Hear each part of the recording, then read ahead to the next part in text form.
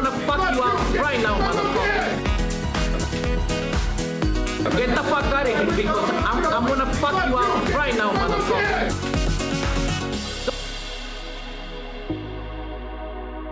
Don't make excuses. Don't make excuses. Listos pe los chingazos. Que chingue a su madre.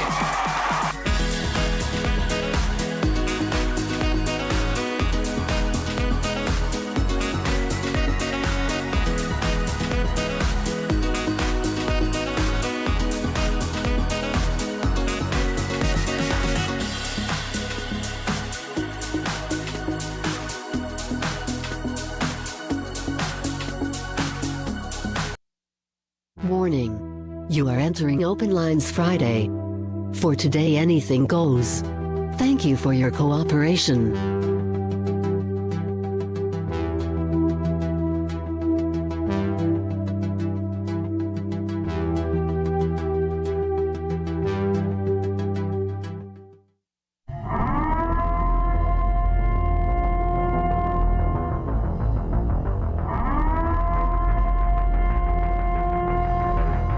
Listos pe los chingazos. Listos pe los chingazos. I'm gonna bring the whole fucking diseased, corrupt temple down on your head. It's gotta be biblical. Welcome to our show.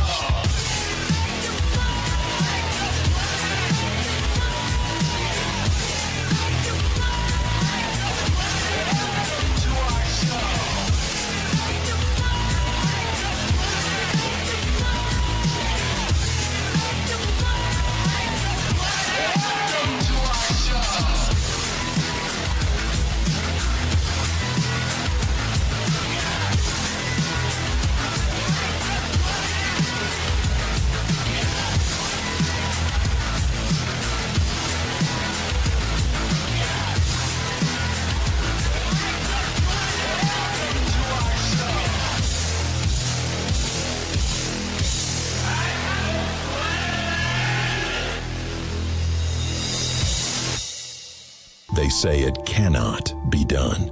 But one man dares to chase immortality. He risks everything by jumping 2 weight classes to stare down the most dangerous man in boxing, standing in his way. Not just a champion, not just a king, but pure danger. For Crawford, one night to shock the world and carve his name among the gods. For Canelo, to make a statement. This throne was never for the taking. History happens now. Everybody else been saying, since I moved to 147, I ain't fought nobody. Every last one of them stump a mud hole in their ass and he gonna be next. Watch. I respect everybody, but if you fuck with me, so it's gonna be different.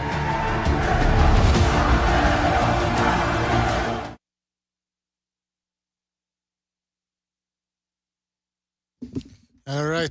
This is King Bucho. Welcome to BDA Boxing, the Boxing Debate Arena. This is Open Eyes Friday, so you know how it works. Anybody can join. Everybody should join. Shout out to everybody in the chat. Mark T, Campos Vasquez, Rapax Trunking Company, Foul Pole Boxing, Team Batman Boxing, Veronica, Lucky. Who else do we have? The Hand History Vault. All right, so let's get this party started. We already have Gonzalo and BDA. I don't know if BDA can join right now, but Gonzalo, you there? Hey, how's it going, Bucho? What's up, man? So, where do you want to start? Do you want to talk about Canelo Crawford or go through the news? It's up to you, man. What, the fight's 1 week away, so yeah, you're right. That's pretty interesting. Nobody cares about this. Can I just ask? Nobody cares what's happening. Yeah. Can I just ask? By the way, yeah, if you can, just to clarify, if you can, when people come in, you just say, if they call you BDA, just say slowly. This is King Bucho. Somebody says if you BDA say now? too fast. No, but I'm anticipating. Because if you say it too fast, this is King Bucho. But by the way, they don't even listen. When it's in the here, but when it's in a phone call, they can barely hear me. So I just go like, okay, whatever, All right. Yeah, okay. I don't want. no, This is Bucho. Can you hear me? This is Bucho. Right. Okay. Okay. It's like he when you breaks the start rhythm. talking about He breaks the rhythm of a call. When you start talking about the 6 million, then people they're gonna think it's me who's saying. No, I don't say that anymore. I don't talk about that anymore. I wanted to ask Gonzalo. Gonzalo, are you starting to feel the hype for the fight or not yet? No, not really, but yeah, it is an exciting matchup. I'm very, very interested in this fight. It's probably one of the most, I don't know, man. It's one of those fights that I'm looking forward to in a long, long time. I'm hyped up, man. This feels like one of those big fights that only comes along like every decade, 15 years. I don't remember being this hyped up for a fight in a long time. I mean, Canelo Golovkin was I was hyped up for that one. Forgot about that one. But he wasn't attracting as much attention as this one. Sure, for us boxing fans, Canelo Golovkin was a big fight. But this fight I feel like it's transcending the sport. Maybe because it's on Netflix. But yeah, it's giving me that vibe. Transcendental vibe. Chet Collins says, I'm betting on black. All right. Hey, by the way, guys, anybody, if you're new to the show, anybody can join via Discord. The link is in the description, and I'm going to be posting the link in the chat. I'm going to do it right now. So anybody can join. Don't be shy. You know, I see a lot of people leaving comments on our videos. Well, now is your time to actually have a discussion, a debate. Better than just leaving a comment. You can actually tell us and the world what you think about this fight, what you thought about our videos. It's going to be very interesting to hear from you. So link in the description, link in the chat. Where people saying, Pucho, did you see the Yes. What? Did you see the photo Terence Crawford posted on Instagram? Yeah, it's the one I posted on the community section right now. Let me post it. I'm not sure if you're talking about this picture. Just give me 2 seconds. Well, let me go see. Here we go. Yeah, people are losing their shit. Yeah, that's the one. Yeah, people are losing their shit over there. It's like, oh my god! But it just goes to show you. I mean, he look again. We have to see how big he looks compared to Canelo. We have to still to gauge the size disparity. And if it's a ceremonial weigh-in, in a lot of ways, it's better if they hold a ceremonial weigh-in because the guys are fully hydrated, or not fully hydrated, but they're hydrated, so they're gonna look about as close to how they would on fight night, as opposed to fucking emaciated, and you really can't tell how they're really gonna look in the next day. So I want to gauge how they look. But yeah, Crawford's he's looking big, he's looking ripped, he's looking tight, as they say in the community. Yeah, look at that. Now, Kell Brook also looked pretty muscular when he moved up to fight Golovkin, and that didn't really make a difference. So I don't know why some people are going a little bit overboard here. Like, oh, now it's a guarantee, it's a wrap. Crawford's gonna win. Yeah. Well, why? All of a sudden, just because you see his physique, you think he's gonna win? Like that's what I was missing. The physique. I mean, come on. Are these people new to boxing? Yeah. Yeah, he was doing pretty good, but he was charging forward too much. He was trying to bully the bigger guy. Okay, yeah, you're strong. You came in well prepared, higher than 147 or 154, the weights he used to fight before. So yeah, he was pretty big, but big compared to Golovkin, that would be a mistake for Crawford to think he's big and he's gonna outbully Canelo. I was listening to the podcast yesterday, Mr. BDA, and what Bredman Edwards said, that maybe not in the beginning, but later. Okay, that makes a lot of sense because Canelo does tend to lose steam. He starts wearing out his stamina. So it would behoove Crawford to box intelligently at first, not just out of the gate go in there. Okay, I'm gonna rough this guy up, try to impose himself in the beginning. Yeah, that's pretty much. Yeah, that makes sense. I mean, yeah, because we have seen Canelo slow down. I'm curious about what the consensus is here about who's gonna win, because again, I see a lot of people now in the last 2 weeks, people started waking up a little bit and saying, oh yeah, hold on. The Canelo's really being underrated here. All he has is power. That's what people kept saying. And now a lot of people are starting to change their tune, not necessarily change their tunes, but I'm seeing more people now point out the fact that skill-wise, this is actually close, or at least Canelo has a couple of advantages when it comes to the skills department. So I'm just curious to see who people really favor coming into this fight, who the favorite is, and whether Canelo is going to remain the favorite even if it's only like close odds 2-1.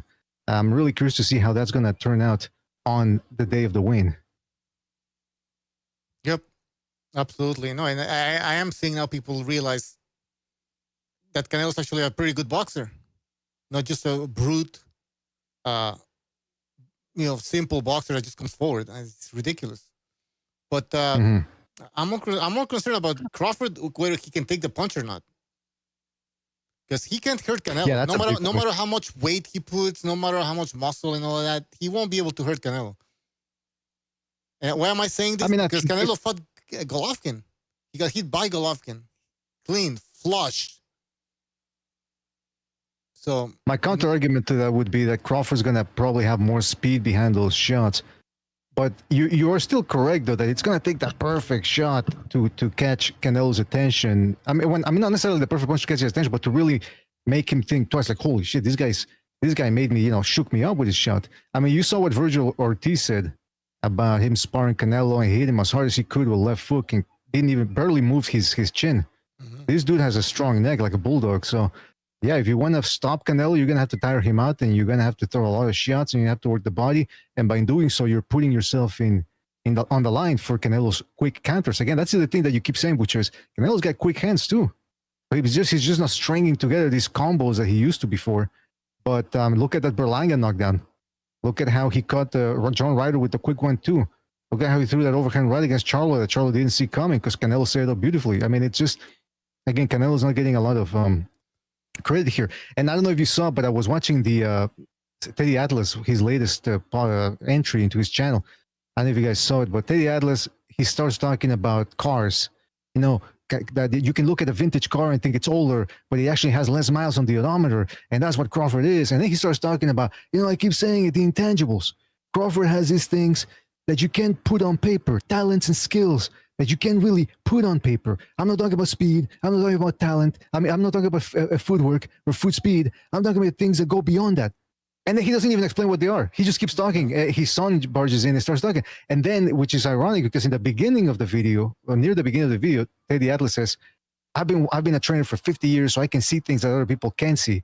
But he's a trainer that's supposed to be able to convey what he's seeing, right? Because that's his job, to convey to his fighter, hey, I see this, I see that, or do this and do that. He can't convey what those intangibles are. They just are, apparently.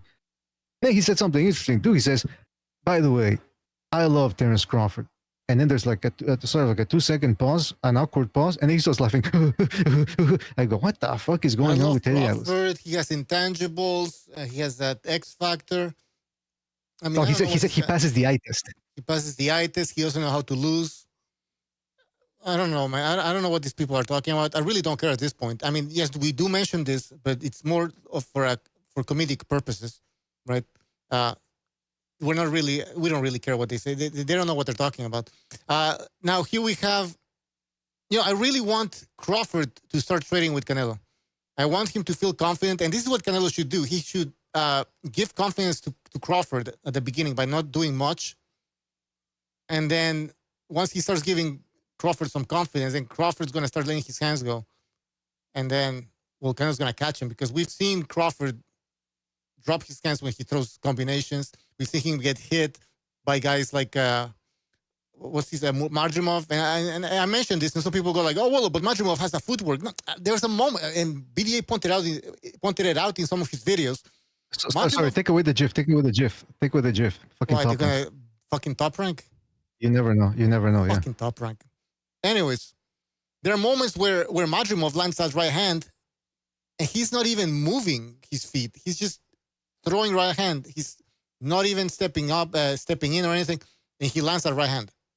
So it's not that difficult to hit Crawford, especially if Crawford feels confident and he stays in front of you. So that's what Canelo should do. He should make Crawford feel confident. That's a good point. Yeah, because it's not Mayweather. Crawford is at that. Yeah, man, I don't know where people are getting this from. That he's Mayweather and Bivol when it comes to defense. Yeah, those guys are. If you just go by statistics, again, you can dismiss the statistics if you want, whatever. But also look at what you're seeing. What you're seeing also backs up what the statistics say. Bivol and Mayweather are better defensive fighters than Crawford. Canelo, just according to the stats alone, is a better defensive fighter than Crawford. And people keep bringing up, well, what about the Bivol fight? Yeah, what about that Bivol fight where he took on a guy at light heavyweight, was one of the best guys pound for pound? Did he beat up Canelo? Did he have him on his knees? Did he back him up consistently? No. Canelo just couldn't deal with the speed, the combinations, and the control of range. Crawford has good control of range, but he ain't throwing combos on the move and on the fly the way Bivol did. So they're different styles. Again, I'm not saying Crawford can't beat Canelo, but again, that's the way people take it. No matter how many times you say that to them, they just don't accept it. But Crawford can beat Canelo, but just no, I don't think it's going to be the way Bivol and Mayweather did it. I mean, some people are saying that Bivol and Mayweather provided the blueprint on how to beat Canelo. Blueprint. I'm like, can you elaborate on that? What does that mean? Like, so the blueprint is for Canelo to be 23 years old, to be inexperienced. Oh, but he had 60 fights or 50 fights. Yeah, but against who? Now, that Canelo that fought Mayweather, at that point in his career, what were his best wins? What were some wins that you could say, oh, well, these wins were, they were good step-ups, and they were preparing him to fight a guy like Mayweather? Which fights? All I can come up with is Austin Trout. Interesting. Shane Mosley, Matthew Hatton, John Ryder. Was that before or after? I don't know. No, sorry, John Ryder. What was that guy? That British guy. I forgot his name. Ryan Rhodes, I think. Ryan Rhodes. I mean, seriously. By the way, somebody in the chat, King G Mortal says, Bivol beat the shit out of Canelo. Now, beating the shit out of somebody, see, people just throw things out there without really knowing what beating the shit out of someone, what Tyson Fury did to Wilder. That's beating the shit out of somebody. Or what Crawford did to Spence. That's beating the shit out of somebody. Getting outboxed, I wouldn't call it beating the shit out of somebody. But I mean, listen, again, people now, they're butchering the English language, so why not butcher the meaning of other stuff as well? Yeah, I don't understand either. He got whooped. I don't think they saw the fight, to be honest. Yeah, probably didn't. Canelo was doing pretty good the first part of the fight, and then I just think he got tired.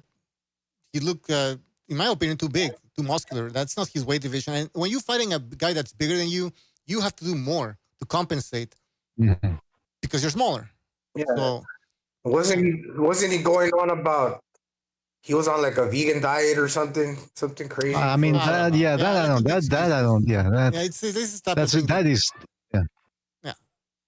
But just looking at the fight, because maybe it's true, maybe it's not. It's not, how boxers come up with excuses. But what we saw in the ring, this is what we can analyze. And yeah, he was smaller than Bivol. I mean, I don't know. Crawford doesn't have these advantages that Bivol had.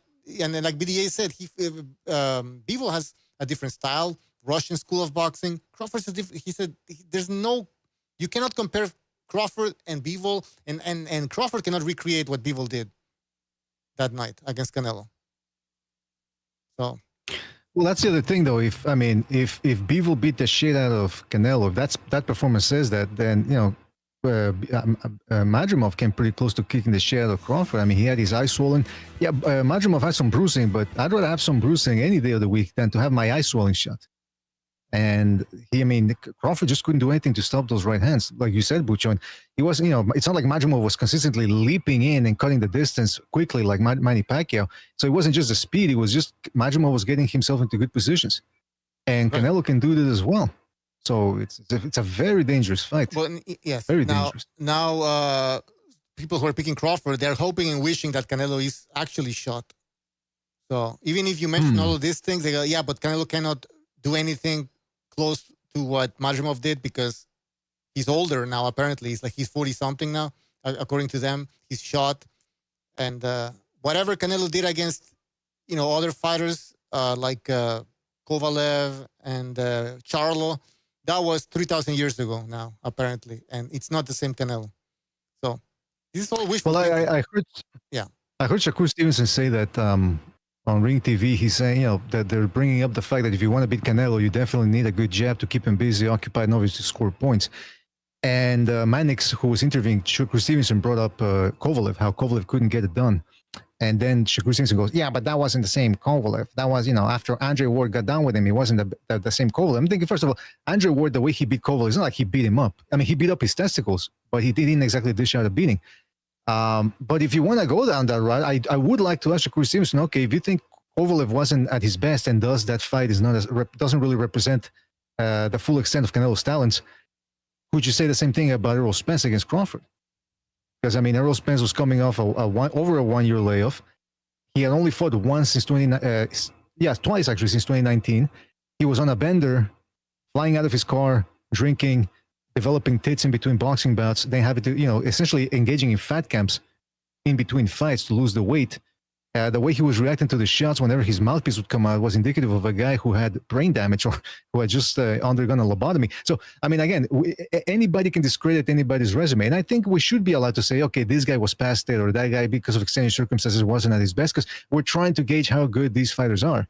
And so, okay, yeah, I think it's a valid point that to say that Kovalev maybe wasn't at his best anymore when Canelo got to him. But we can say the same thing about Errol Spence vis-a-vis Terence Crawford, for sure. Right.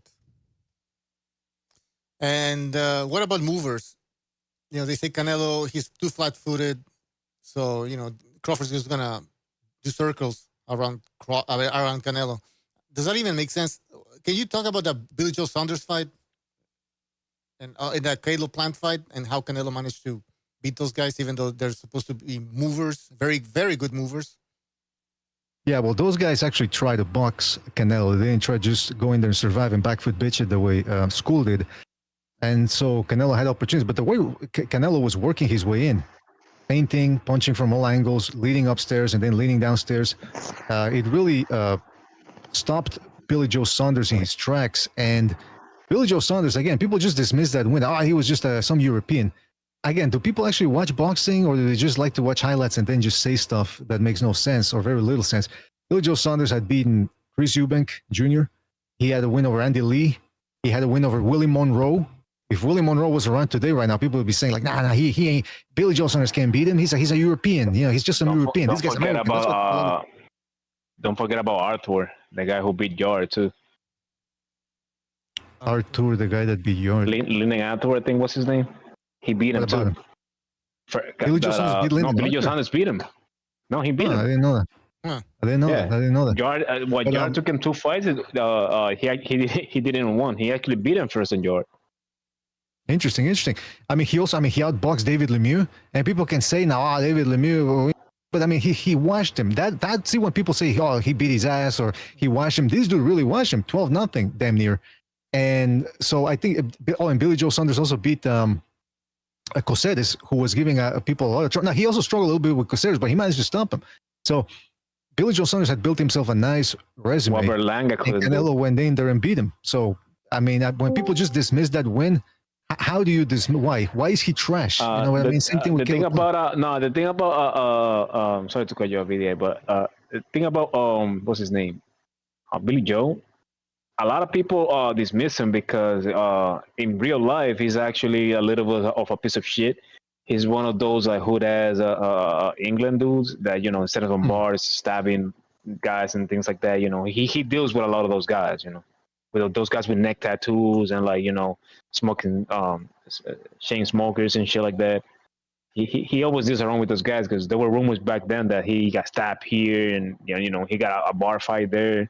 The comments used to say about somebody's daughter and things like that. He used to be out there. By the way, I'm looking at Saunders' record. I don't see Lyndon. Did he beat Lyndon Arthur in the amateurs? Is that what you're referring to? I think he beat him in the professionals. I don't see the name in the professional ranks. I see John Ryder. I think maybe that's who you mean. Yeah, I think he beat John Ryder too. He beat John Ryder. I didn't even know dude, his resume is actually really good. A lot of people don't gonna say that, but his resume is better than the Big Charlo and can compete with Little Charlo too. And I think he's better than the Little Charlo too. Because he's a 2-division world champion and he has beat a lot of people, man. He wasn't a bad boxer style-wise. I mean, he was pretty. He has good fundamentals, and again, he had fast hands. He was to give him credit. The thing is, he had stamina problems, but to his credit, after he got his orbital bone broken, he never went down. Yeah. He's stayed on his feet, sticking his tongue out, but he never went down. True. We got somebody else here. We had Freddie also, if you want to jump in. Don't be shy, guys. Hey, hit the hey, like hey, button. Yes, go ahead. Hey, can you guys hear me okay? Yep. All Go right. ahead. Hey, first things first, just want to say, long time viewer, first time joining in this. Just love what you guys do on the channel. Absolutely love it. I've been watching it for about a year now or so. You guys do phenomenal work. Oh, thank you. Thank you. We appreciate it. Man. Yeah, and then I wanted to jump in with this because so I'm younger. I'm like about 20, about to turn 21 or so, and like being like, you know, younger and all. I started off as a fan of boxing, but later started watching more towards like UFC and all. And then what really caught my attention is like, so how do I put this? Apologize, my first time calling in, but so this fight has been really promoted over there, which is really kind of like got my interest a lot. The first thing I wanted to ask is, how do you guys feel about like Dana White being a big promoter of this fight and potentially being a promoter for like Riyadh season and a lot of these fights moving forward? Who wants to take this one? That's good. That's good. There's a lot of people that become fanboys of promotional companies, or like the BBC. Like, for me, I don't care personally. The more the better. It's not about the guy, because he's in UFC, it's gonna be like a bad look on boxing. Like, who cares? He's just a promoter. You know, that's the other thing, though, Freddie. A lot of us have been watching. We've been longtime boxing fans, and you know, one of the common arguments we hear against the invasion, or not the intrusion, but the arrival of a guy like Dana White to the Turk, is that they're gonna make boxing, they're gonna turn it into a worse than what it's already is, or you know, some people have actually called into the show and say, no, you see, they're doing things that, you know, same old things that all the other promoters do. And I'm saying, look, boxing has been in dire straits for a myriad of reasons since the 1990s, or anybody could argue that even before that. So to me, we've been getting more fights that we normally wouldn't not have gotten. Fury versus Usyk could not have happened without the Sheik, especially with the amount of money both guys were asking. Same thing with Bivol with Turbiev. So they're making these. I mean, just look at Canelo Crawford, potentially Shakur Stevenson versus Teofimo Lopez, which would have been a nightmare 2 years ago in America or 3 years ago. So we're seeing this type of fight. Look, am I dubious and skeptical about Dana White's abilities or some of his methods? Absolutely. But at the same time, we also have to agree that some of these fighters have been coddled and spoiled, demanding way too much money. So if a guy's going to come in and put a hard line and hard stance and say, listen, you're getting this amount, and if you don't like it, go see who gives you more money than this. Go try your luck. I think it's necessary to some degree. So I'm not too worried as a consumer. Like Gonzalo said, more boxing for me, that's all I want. That's all I'm asking for, that result. Of course. Yeah, no, 100%. I do agree with that. And I also think like I've noticed this because like I said, I tune into every UFC pay-per-view. I tune into maybe 4 or 5 really big boxing fights a year. Like for example, like this year, I watched Usyk versus Dubois 2, which I will say, just to throw out there, huge fan of Usyk and all. I absolutely love what he's doing. But like I tune into even like last year and all, I tuned into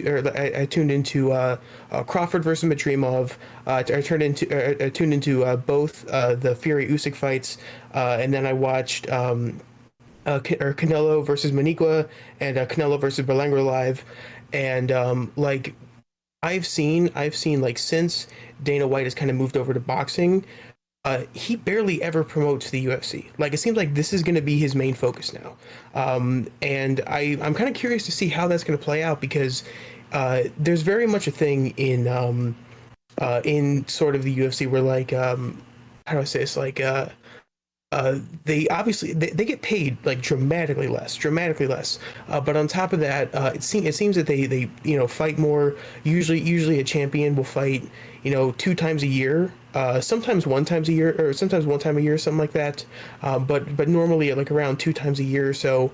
And do you think like maybe like his influence will start encouraging boxing champions to be more active? Well, that's one of the main problems with boxing right now. Is fighters are getting less and less active, especially since the pandemic. Something's changed there to the degree. I mean, take a look at a guy like Shakur Stevenson. He only fights. I mean, he fought once in 20. No, how many times did he fight in 2023? He fought Edwin Dos Santos and I think the Japanese guy, right? Twice, Or was bro. that after? Yeah, he fought twice, bro. Twice. I mean, for a guy who's got, I think, just about 20 fights now, at least. Back in the day, I mean, Oscar De La Hoya, we keep saying it over and over. In 1998, I want to say, I think it was 97, 98. He fought 5 times. And he was the golden goose. He was the face of boxing. These guys are fighting twice a year. That's very little exposure. Yeah, no, 100%, and I think like especially because I maybe I speak for like some of like the younger fans and all that, but like we kind of like seeing champions who fight often. Like the biggest fighter last year, without a doubt, was Alex Pereira, because he fought 3 times last year. All main events, all great fights, and because he was fighting often and regularly, you never missed a chance to see him, and he always put on a fantastic fight every time. And I think like especially like one of the tough things is like I'm personally a fan of Terrence Crawford, but I'm a more recent fan and all. Like the first fight I really saw him in, I'll fully admit that my first recent fight I saw him in was the Spence fight. I actually didn't know going in about a lot of the stuff, how Spence had been in the car wreck and all, and how he was moving weird, and he had and there was definitely like some brain stuff going on with him. So I didn't know it going into time, but then like I kept seeing like, oh man, I want to see more of this guy. But he didn't fight till August of last year. Was it August of last year? Or was it September? It was somewhere around then. But yeah. And so I'm hoping at least that it'll start to encourage some of these champions to be a bit more active. I mean, I think boxers should fight 3 times a year, not 2 times a year. But listen, I don't know, man. I don't know what Dana White's going to bring. I don't really follow the UFC, so I don't know what's going on now. Can I make a prediction? Yeah. Yeah. He's going to fuck it up like he usually does. He's a one-hit wonder, and he got lucky with the UFC. Boom, I said it. but how much control does he have? Okay, but before we continue, before we forget, I need to read a super chat. I want to thank Pugil Design for his super chat. Really appreciate it. He says, and Billy versus Martinez is going to steal the show. Lester Martinez will likely win if he survives the first 4 rounds, and Billy has a limited gas tank. Yeah, he's pretty strong. He's muscular, and so yeah, these guys, they really tire. I don't know. I think I'm going for Mbili. I think Mbili's going to win the fight, but we'll see. It's a great fight. You're right. Billy, bro. Yo. Yeah. Wait, And Billy's nobody, bro. Nah, and Billy versus nobody, bro. Wait, and Billy's a bomb, bro. And Billy's, I mean, he's strong, man. Seriously, he might take this. No. No. I did want to bring up.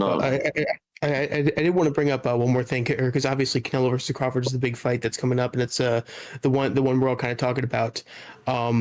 Leading up to it, so and again, like I probably throw it out 30 times now, but if I throw it out again, there's a big thing that's kind of seen a lot, that you see a lot of like MMA fighters and all that, and I understand if you guys don't follow it as much, but it's kind of like lighter man skill, which is a recent term and all, but basically it's like, fighters coming up from lower weight classes tend to be faster with more skill and all that stuff. I mean, it's something that's going in, but I wonder at what point does it become a disadvantage?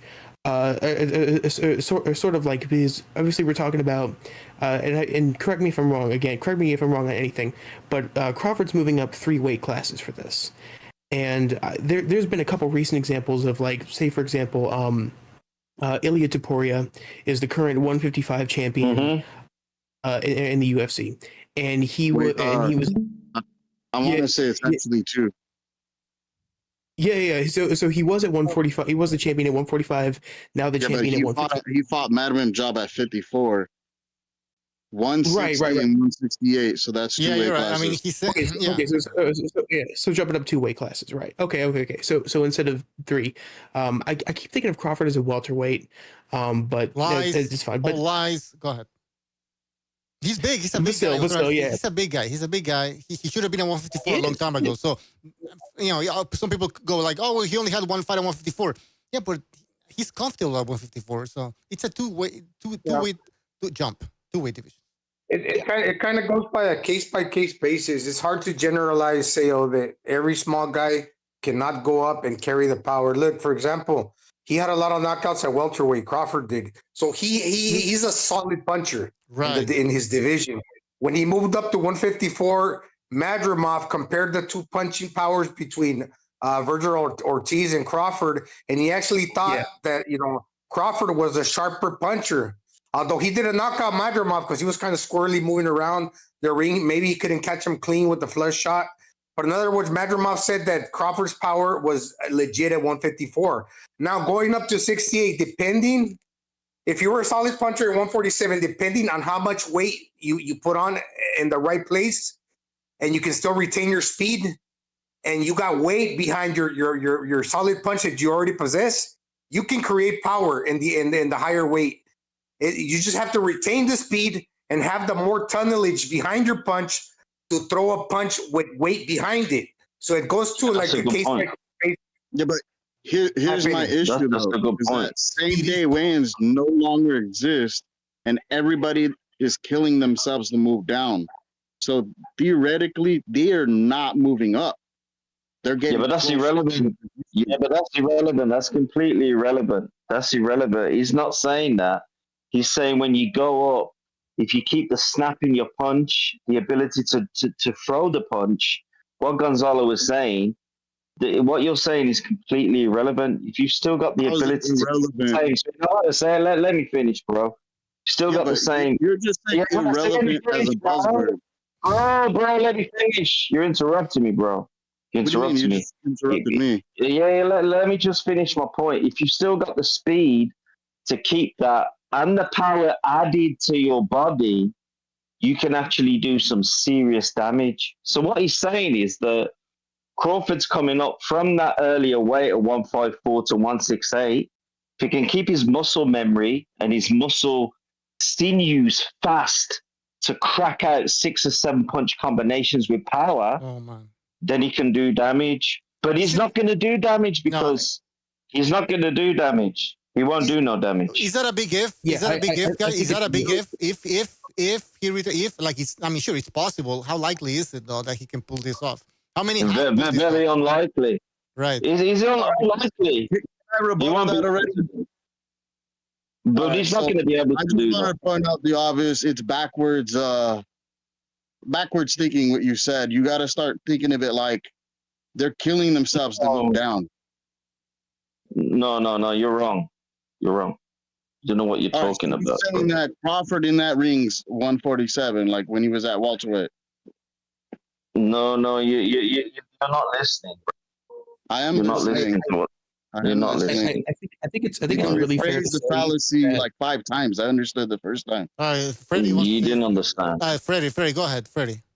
Yeah. I think it's fair to say, in all honesty, that there's no chance of Crawford knocking out Canelo. I mean, obviously, sure, there's puncher's chance, all that, but like, listen, Canelo went 36 rounds with Triple G, okay, and Triple G wasn't able to put a dent in him, and Crawford's gonna, like, I highly doubt.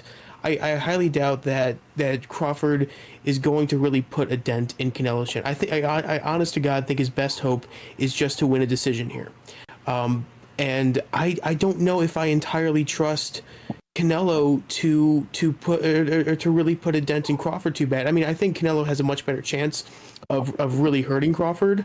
And if anybody is going to get a stoppage, it's going to be Canelo. But I don't. Like I don't think it's a controversial thing to say that Crawford is not going to put a dent in Canelo really damage wise as far as like dropping him, stopping him, whatever it is.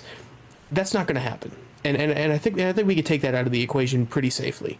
And then if it comes to that, like this fight's going to go 12 rounds, and there's a couple of things like looking at it. For example, if we compare, obviously, some of the last fights and all, I think when you watch Crawford and Crawford's last fights, you see him on sort of an uphill trajectory with a big bump in the road being the Madrimov fight. I think that was a pretty big bump in the road. And then, keep in mind, this is coming from a more casual boxing fan and all that. But I've just not been super impressed with Canelo's last fights. I mean, was the biggest waste of money I ever paid watching him fight Skull. I regret not. I think but you can't blame Canelo for that. Yeah, I mean, you can't blame Canelo for that. No, sorry, I can't. Yeah. Then you have Berlanga and Munguia. So to me, in my opinion, I mean, he beat those guys. He wasn't struggling like Madrimov, like Crawford was against Madrimov. He was. Yes, he was. I know Madrimov is a better boxer than Berlanga and Munguia. Easy wins. That's important. But they were easy wins. Easy wins. Easy wins. Easy wins. Easy wins. Easy wins. Come on, bro. Easy wins. No, I want to say easy wins. It's like easy wins. Munguia touched up Canelo way more than Madrimov touched up. No, he didn't. No, he didn't. No, he didn't. He didn't touch him up in that fight. Yeah, I can literally drop a video. I can drop a video right now proving that. You know, bro, absolutely beat the fuck out of Madrimov. I'm sure you could drop a video proving Bigfoot is real, right? Like, who cares? Come on now. Facts, bro. I mean, that's some facts. You're gonna say Madrimov is better than Munguia? Maybe we can't have a real analysis with Canelo groupies on here, bro. So you know that's silly, right? No, I'm not Canelo fan. No, I'm not Canelo fan. I'm not a Canelo fan, so I'm not a big fan. The other two. What were people expecting? Munguia is better. So people wanted Canelo to knock out Berlanga, right? Like Shiraz did. Like he might like 3 rounds. That fight was fixed. Yo, Butch, you want to know what's crazy? Is that nobody wants Crawford to knock out Canelo. That's a good point. That's a good point. I think no. What does it say? Yeah, Let me ask you. I don't think Crawford's going to knock out Canelo. Hold up, time out. Nobody's been able to answer this question. What does it say about Canelo that we're giving up a guy coming up 2 weight classes a chance to beat him? What does that say about Canelo? That he's there to be great while Crawford preferred to be a weight bully. Name me a pound for pound fighter right now. That was pretty easy. That was pretty easy. Derpy, try again. Well, let him finish.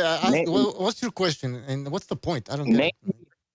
Name me a legendary fighter or a top 5 fighter right now.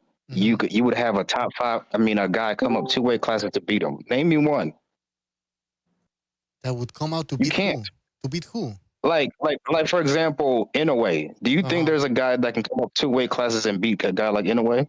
Would you give anybody a chance? Yeah. I reckon Nick Ball could beat Tank. Okay. So you're trying to say Nick Ball could beat Tank. You're trying to say that Crawford is so special that he actually has a chance. Is that what you're saying?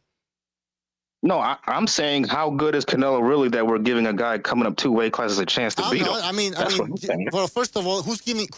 Like, the question should be who is giving him a chance. You start looking into it. You start looking. No, that's the wrong question. Who is giving Crawford a chance? And then we go. We can go through the list. We'll go through the list. We have Teddy Atlas, and he can even break down the fucking fight. So he can even break down the fight. You might not like it, but it's more than just Teddy Atlas. It's more than just that. Timothy Bradley, and what are they saying? That's a good point, They're keep going, boys who don't know shit. The X Factor, the intangibles. He doesn't know how to lose. He doesn't know how to lose. No, explain the Robert Garcia one. They bring up Floyd Mayweather. I don't know. I mean, that doesn't even. I don't even know why they do that. Look, Canelo's getting full credit for this shit. Well, okay, Bucho, you're being a hypocrite. But Butcher, you're being a hypocrite by saying that those guys are biased towards Crawford, but you're biased towards Canelo, so it's the same shit. Am I making shit up? Am I saying the X Factor and I'm talking about hold on, Butcher, like every single video, hold up, buddy. Every single video you dropped on the BDA channel is literally Canelo glazing.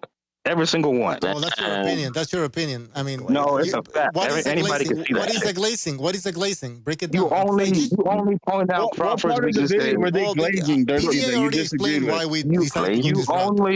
You only point out Crawford's weaknesses. Is this a cake channel? Dude, it's not glazing if you can actually look at it. Is this a cake channel? It's a cooking channel. Bro. You could look at the guy and know it's true. Crawford, they're making up all this bullshit. Yo, bitch, they're making this guy's better than he is. We've been dealing with that for months now. Everyone's saying this guy's the best to ever do it. You point out Crawford's weaknesses, and then you glaze how Canelo's strengths are, how good he is, and he's a perfect. Why you, bro? And then you try to pretend like it's providing objective. you Derek, we're providing It's not cooking with Derek, bro. Oh, Jesus Christ. Why don't you just say you're a Canelo fan instead of trying to tell everybody, oh, I'm objective. This is objective bias. All right. Like Nobody likes I'm going to answer this. So the reason why we're doing this is to provide an alternative viewpoint, because most channels, and even some of these pundits, like we just pointed out, and I pointed out in the videos, that these guys don't know what they're talking about. They're all picking Crawford. They're all saying nonsense. So we have to be the voice of reason at this point. This is so typical Canelo fans are playing victim. Derek has to come out and lie like this guy's a little tiny man coming up, bro. He's been known as a weight bully for a long time. Stop pretending he's small, because he's not. Again, you're another low IQ idiot that doesn't know the difference between. Dirk, you want to know why you say that? Because you know that he's going to get laid out. It's insane. You got your excuse ready. That's why you keep saying this shit about him going up 2 weight classes, because you know this guy. I mean, that's an actual fact, dummy. Is he not going up 2 weight classes? You built an excuse. Is he not going up 2 weight classes? That's 170 an versus actual fact. Jermell. 170. You just make shit up. That's an actual fact. He is going up 2 weight classes. Yeah, that's an actual bullshit fact. The guy's a weight bully. He's almost the same size as Canelo, right? He's not the same size as Canelo. Yeah. Did you guys look at the picture? The picture that came out today. As Canelo. Dude, a guy in his own camp said this motherfucker's fighting giant guys in the gym. Yeah, he looks massive. Looks fucking massive. His training partner called. Dude, his training partner. He said this guy ain't there small. You go. He's 168. He's 168 all day. The Hulk. He walks around at 154.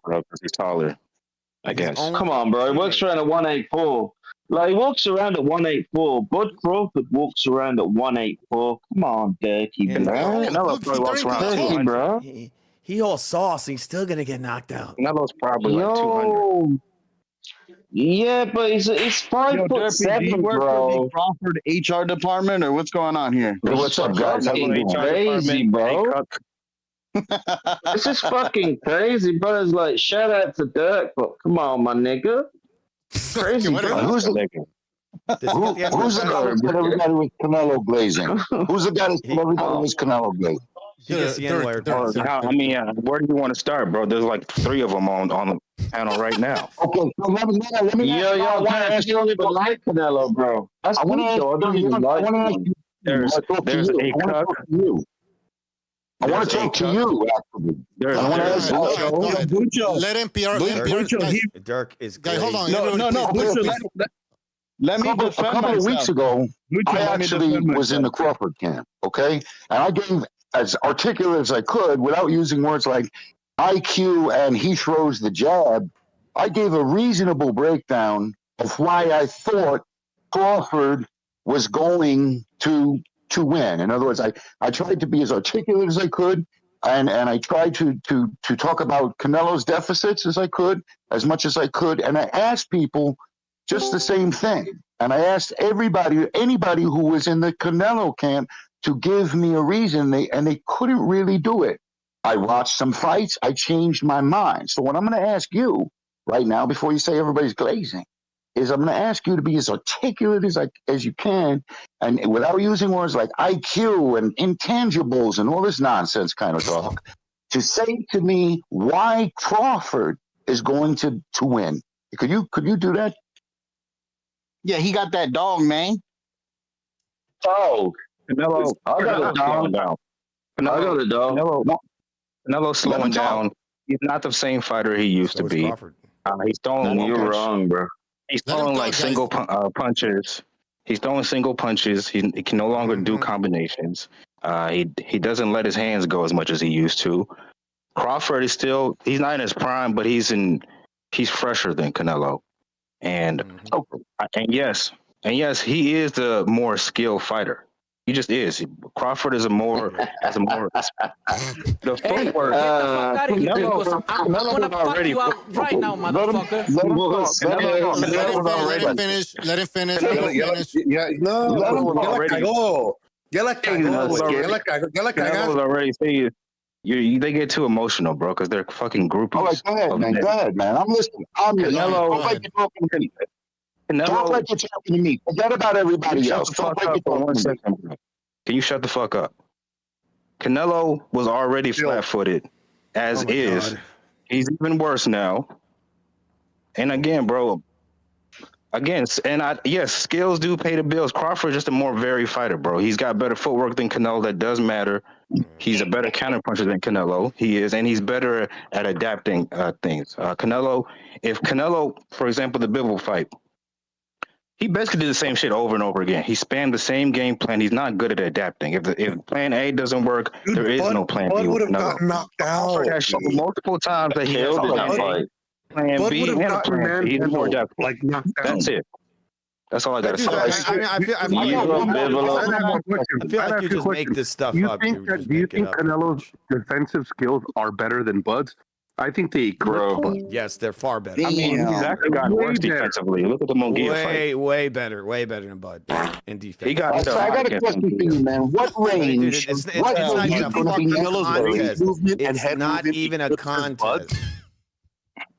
Do you think Canelo's ability to catch and shoot in the pocket while coming even his dude, he even has better footwork. Do you think that Canelo's ability to catch and shoot, waist movement, head movement, defensive skills, and be on the attack whilst coming forward is better than Bud's? I think so. By far. Yeah, this is what I would say Canelo has an edge on the inside.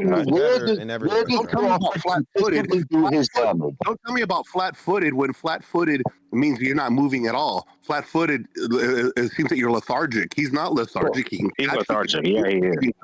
He can catch, he can shoot, he can evade shots. They're looking at the skull fight, and we know. That's upper body movement. It's got nothing to do with feet. How many times did Avanesian rock this amazing Crawford? This bro's got garbage high guard, garbage head movement, garbage footwork.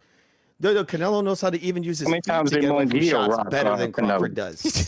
Dude, he intentionally stood in the fire, and this motherfucker's throwing hundreds of punches. He's gonna get clipped. Crawford would have ate every punch that guy threw. Probably. Avanesian probably has more out. Dude, this guy Munguia would have thrown 8 punches, and Crawford would have ate 7 of them. And by the way, I've seen these channels. Just quickly, I've seen these channels. They take these clips and they show how Munguia was throwing a bunch of punches against Canelo. That was in the first. That was before the knockdown. Once the knockdown happened, Munguia he started fighting a little bit scared. He was a completely different Munguia. But at the beginning, he was letting his hands go. He got dropped. I thought he put out a high output. Canelo. It's funny that but he wasn't the same. I mean, these clips I'm looking at, this is the Munguia at the beginning of the fight. He's ready. Then he got tagged, got dropped. Munguia's probably better than every guy Crawford fought in his whole career. That one guy's better than every guy he fought. Dude, Munguia's better than everyone Crawford fought. Everyone. He lost to a French journeyman with 2 knockouts on his record. And that French German will knock out Crawford. All right, guys, don't forget. Hold on, NPR. Just people, don't forget that we have a lot of people and everybody wants to say something. So just be mindful of that, and maybe sometimes let other people talk so we can rotate a little bit. NPR, go ahead. What range? It's the same question for the same dude. I'm sorry, I don't know your name. What's your name? Dirk. Hey, how you doing? Oh, that's good enough. So what range does Crawford do most of his damage? In other words, if you looked at all of his fights, mid-range to outside. What range? Say it again. Mid-range to outside. I would say mid-in. If you look at all his fights, now I'm not talking about when he finishes a fight, because that guy's is already stunned, right? But he does most of his damage consistently at mid-in. You can name only one man that has stood in the pocket with Canelo. And that guy's name was Triple G, okay? And Triple G had an unbelievable chin, okay? And he was able to fire back. I'm contending that Canelo takes away mid-in, okay? And once that happens, just like Berlanga, just like any fighter who's ever fought Canelo besides Triple G, once he takes that away from Crawford, Crawford has to fight the rest of the fight on the outside. He was going to do that in the beginning. Why do you think Crawford? Why would Crawford fight Canelo on the inside? That's not smart. In other words, because he's never beat a guy except Madrimov, who barely won on points. If he does that kind of fight against Canelo, he's going to lose. He's going to be seen to be losing. He's going to be seen to be walking away. Decision, by the way. Madrimov is a special situation because he's an awkward fighter. We've seen in boxing where certain guys that are not as highly touted as others give you a harder fight than the bigger names. It happens all the time. I understand that. That has nothing to do with it. My point is, that guy is not Bivol, and he's not Crawford. He's not Bivol, and he's not Floyd. He's not going to be able to pitter pat and fight and do touch jabs and go up and down with his jab and keep Canelo off of him. He is not Bivol. He does not have that complete range, and he does not have the power at range to do damage against Canelo. Okay? He just doesn't. Find out, won't we? We're gonna find out. Can we all kind of agree that the Madrimov performance was not a good performance from Crawford? Yeah, he lost. Yeah, and it was a controversial decision. Yeah. Yeah, I think I think we can all stand on that. It was a bad. That's true. I agree. He fucking lost. And I think obviously like everybody has bumps in the road, and I say that, and I say this to someone like, if I had to pick a winner in this upcoming fight, I would say it's probably I'd say 60% Canelo, 40% Crawford. That's the way I see it, at least. And again, you guys may differ and all, and may disagree. That's the way I see it. And that's praise to Crawford that you're giving him 40%. Because if Canelo was really this great fighter that people say he is, 5%, it should be 0%. It should be 0%. There's no way you're a super great fighter and a guy coming up 2 weight classes should have a chance against you. No way. Yeah, but who's getting all the praise by all the experts? Yeah. What do you mean get on? You mean who's picking? Crawford? Who's getting all the praise commonly in the media? See, Canelo groupies are so delusional. Oh my God! See how you're trying to control the narrative? That's what you are. You're undercover Canelo. Even if he wins. You see how emotional I get when I say it, because they know it's true. That's ironic because you're being emotional. All right. We're gonna move on. If Canelo wins, are you guys gonna give him credit? 100%. The only way Canelo gets credit. See, there you go. The only way Canelo gets credit is if he dominates. He dominates first. What does that mean? If you win, he either has to win. He either has to win 10 to 12 rounds in a row, or he has to knock out Crawford. Why 10 rounds? Who does that? 10 rounds? Because Dirk's you got to dominate him, bro. Because you're according to you, he's more skilled and he's a bigger, stronger man. So he should dominate Crawford. No, I think domination doesn't mean 10 rounds in a row. But go ahead. Did Crawford dominate Madrimov? What the hell? I think Crawford's stronger. I think he's stronger, and I think Canelo dominated everybody. He's taller and longer, and according to many of these pundits, he's less shot than Canelo. So if Canelo destroys him, he gets full credit for that. Crawford is past his prime. He might be older, but he's fresher because he's been in less wars. Let me ask the better question. The better question will be: what will be the excuse if Crawford beats Canelo? Wow, why would there be an excuse? Would be that Canelo shot. It wouldn't be an excuse. Okay. That's what the excuse would be robbery. That would be robbery. I mean, there could be a robbery. Crawford is past his prime, though. He's 38 years old. Wait, though, Derpy, weren't you questioning Canelo's performances earlier, like of his last fights? What does it have to do with what I just said? Are you serious right now? You have a comprehension issue? Let me throw out a hypothetical that might put a little bit into perspective. Let's say let's go back to last year, and let's say if Tyson Fury were to beat Alexander Usyk, would you give Tyson Fury credit for that win? Usyk is a smaller man. He I mean, I think in the first fight he had like a 40-something pound weight disadvantage. And I know this is heavyweight. This isn't super middleweight, but he was a smaller man, smaller reach, had a pretty significant weight disadvantage. Would you have given Tyson Fury the full credit? Can I answer that question? Yes, it's very simple. Yes, because Usyk wasn't a light heavyweight being dragged up 2 weights, bro. That's why. Yeah, and also, yeah, but he wasn't a light Usyk- heavyweight. You're using comparison, bro. It's 2 weight classes, bro. The same thing here. Exactly, and also Usyk was in the ring with a guy like Chisora who also outweighed him by 40 pounds. So it's not like he's not used to that.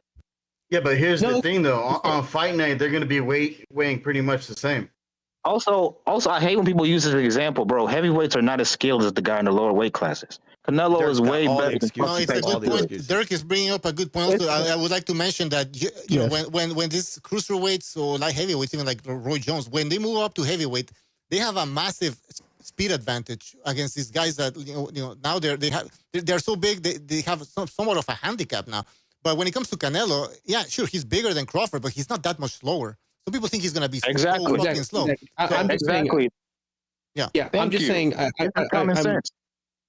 All I'm saying is I would give Canelo absolutely full credit if he beats Crawford because for sure. Because I mean, sorry, he's overcoming the odds. But yeah. So I think it's genuinely just partial credit because he should be fighting David Benavidez or Bivol. He shouldn't be fighting this guy. All right, Vessel, you gotta let Freddie finish. He was saying something, and then you can jump in. Go ahead, Freddie. Yeah. What I'm saying is just simply like let me turn you up a little. Yeah, I think Canelo should absolutely receive full credit if he beats Crawford, which I just think is a slightly more. I think it's a more likely outcome. But I think the fact that there's so much of this back and forth of Crawford's really got a shot. Crawford's really got a shot. I think like if there's this much talk, then it should be the exact same on whoever wins. And I think if Canelo wins. You know, hey man, I say this. I'm a huge Crawford fan. If Canelo wins, man, all credit to Canelo. All credit to him. He takes everything from him. He takes everything from him. He's the best. He's better than him. You know everything. Dirk's gonna make every excuse in the book when he beats the fuck out of this guy. He's too small. He's too old. He's too this. He's too that. Now, come on, man. No, I'm not. Nobody. It's not going to be because of age if he beats him. He gets none of that because they've been saying for months that this fucking guy's going to beat Canelo. The only way Canelo's getting credit is if he dominates Crawford, bro. I'm sorry. Okay, can you repeat in your opinion? Can you repeat the criteria for what you mean by domination? You said win 10 rounds. So he needs to. He either needs to drop in. I'm not going to bug break him. That's what he means. He doesn't need to be 10 rounds in a row, but he's got to win at least 10 rounds to 2. That type of domination, or 12 what if nothing. He lays him out in the first round? Okay, then he deserves credit. Absolutely. No, he's too big. If he squeaks out like a split decision, when have you seen Crawford get dropped like that? I'm gonna keep hearing. When have you seen Crawford get dropped like that? Just because he's too big.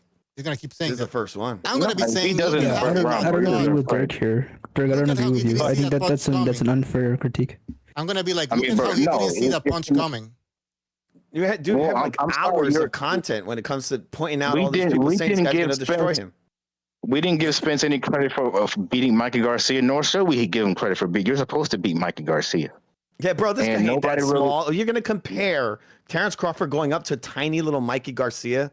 How many people said Garcia had the X? How many people said Mikey Garcia had the X factor and intangibles and all of that fucking nonsense? Nobody. Nobody.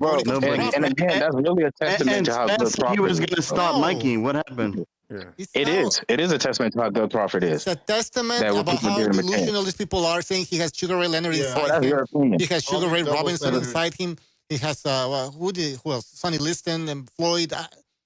All of them black, by the way. All of them black. But maybe that's why. Because he's black. So then why is Canelo fighting this guy then? Like, he's not as good as Canelo. He's coming up 2-way. Why are you fighting him then if he's not good? He's avoiding a real challenge, bro. That's why. He's got everything. That's why. It's as simple as. Okay, thank you. The real challenge is David Benavidez. The real challenge is Bivol and better BF. He doesn't want to fight a real fight anymore. But those are light heavyweight. Yeah, those are light heavyweight. What do you mean? That's the standard. David's at 75.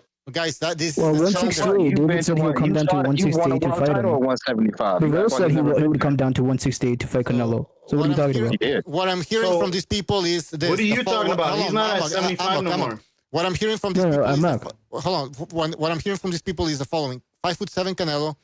His challenges are at light heavyweight now. No, because Bivol said he's down to fight Canelo at 168. He has to fight David said Opataya. the exact same thing, bro.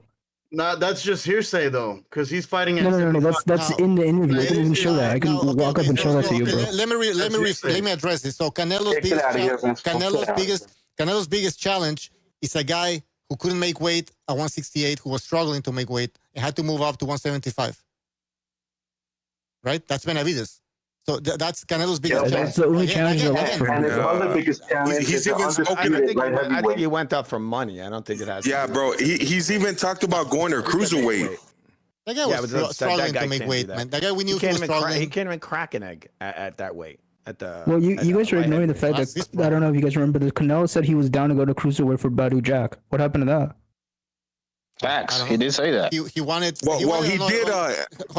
He did beat Kovalev at 175, but yeah, his weight division is 160, but he's a super middleweight, bro. Canelo can say he wants to fight Anthony Joshua. You're gonna tell me that means that he can make heavyweight. Now he wanted to fight this guy at 160, at cruiserweight. Sorry, to win a belt in another division, fifth weight division. I don't know how many. So that's why he wanted to. Yeah, and that's appreciated. And that's why that's greatness. And that's why he picked one of the worst cruiserweights who had a belt right there. It wasn't Badu Jack, the other guy, the African guy before that. So that's because he knows he's not a cruiserweight. That's what I'm saying. So who cares if he says he wants to move to cruiserweight? We know he's not a cruiserweight. We know he's not a light heavyweight. And I would even argue that he's not a super middleweight. Yeah, he's undersized. He's an undersized middleweight. I have a question. I would say that Canelo has a smaller frame than Triple G, bro. Yeah, okay. This is a fact. This is a narrative. That's a fact, girl. That's a fact. This is a narrative that Canelo fans like to use, bro. Canelo debuted at 140. Wait, I want to explain something real quick. The misconception about Canelo being bigger, I think I explained this before. They started around the same year, 2007, 2008.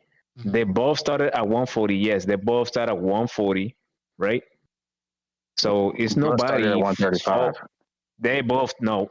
Crawford started at 140. He went down. Hold on. No. He went down. Come on, Earl. Come on, dude, jerks.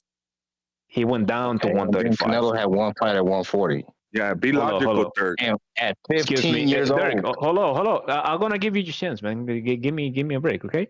So the difference is, I'm explaining something. There is no amateurs. Well, at least there wasn't when Canelo was there, right? When he was coming up. So the amateurs in Mexico, so the amateurs in Mexico is actually your professional career. That's why you see guys that have crazy records like 60-0, 50 something like Jaime Munguia, like 45 wins and 75 knockouts, something like that.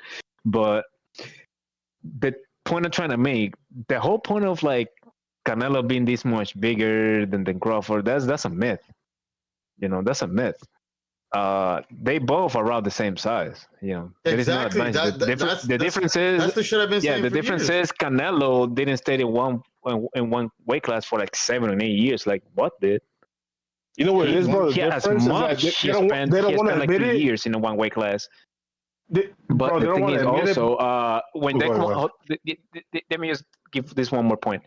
When they want to compare the comparison with Errol Spence and the Mikey Garcia thing, man. Mikey Garcia is a featherweight, for goodness sakes. Oh yeah, I remember. He was a 4 Division 1 champion. By the time he was a welterweight, he never won a belt at welterweight. So he was a 4 Division 1 champion at 140. He didn't take that fight serious, Mikey Garcia. Everybody knew that. There was like rumors of him. No, either way, hold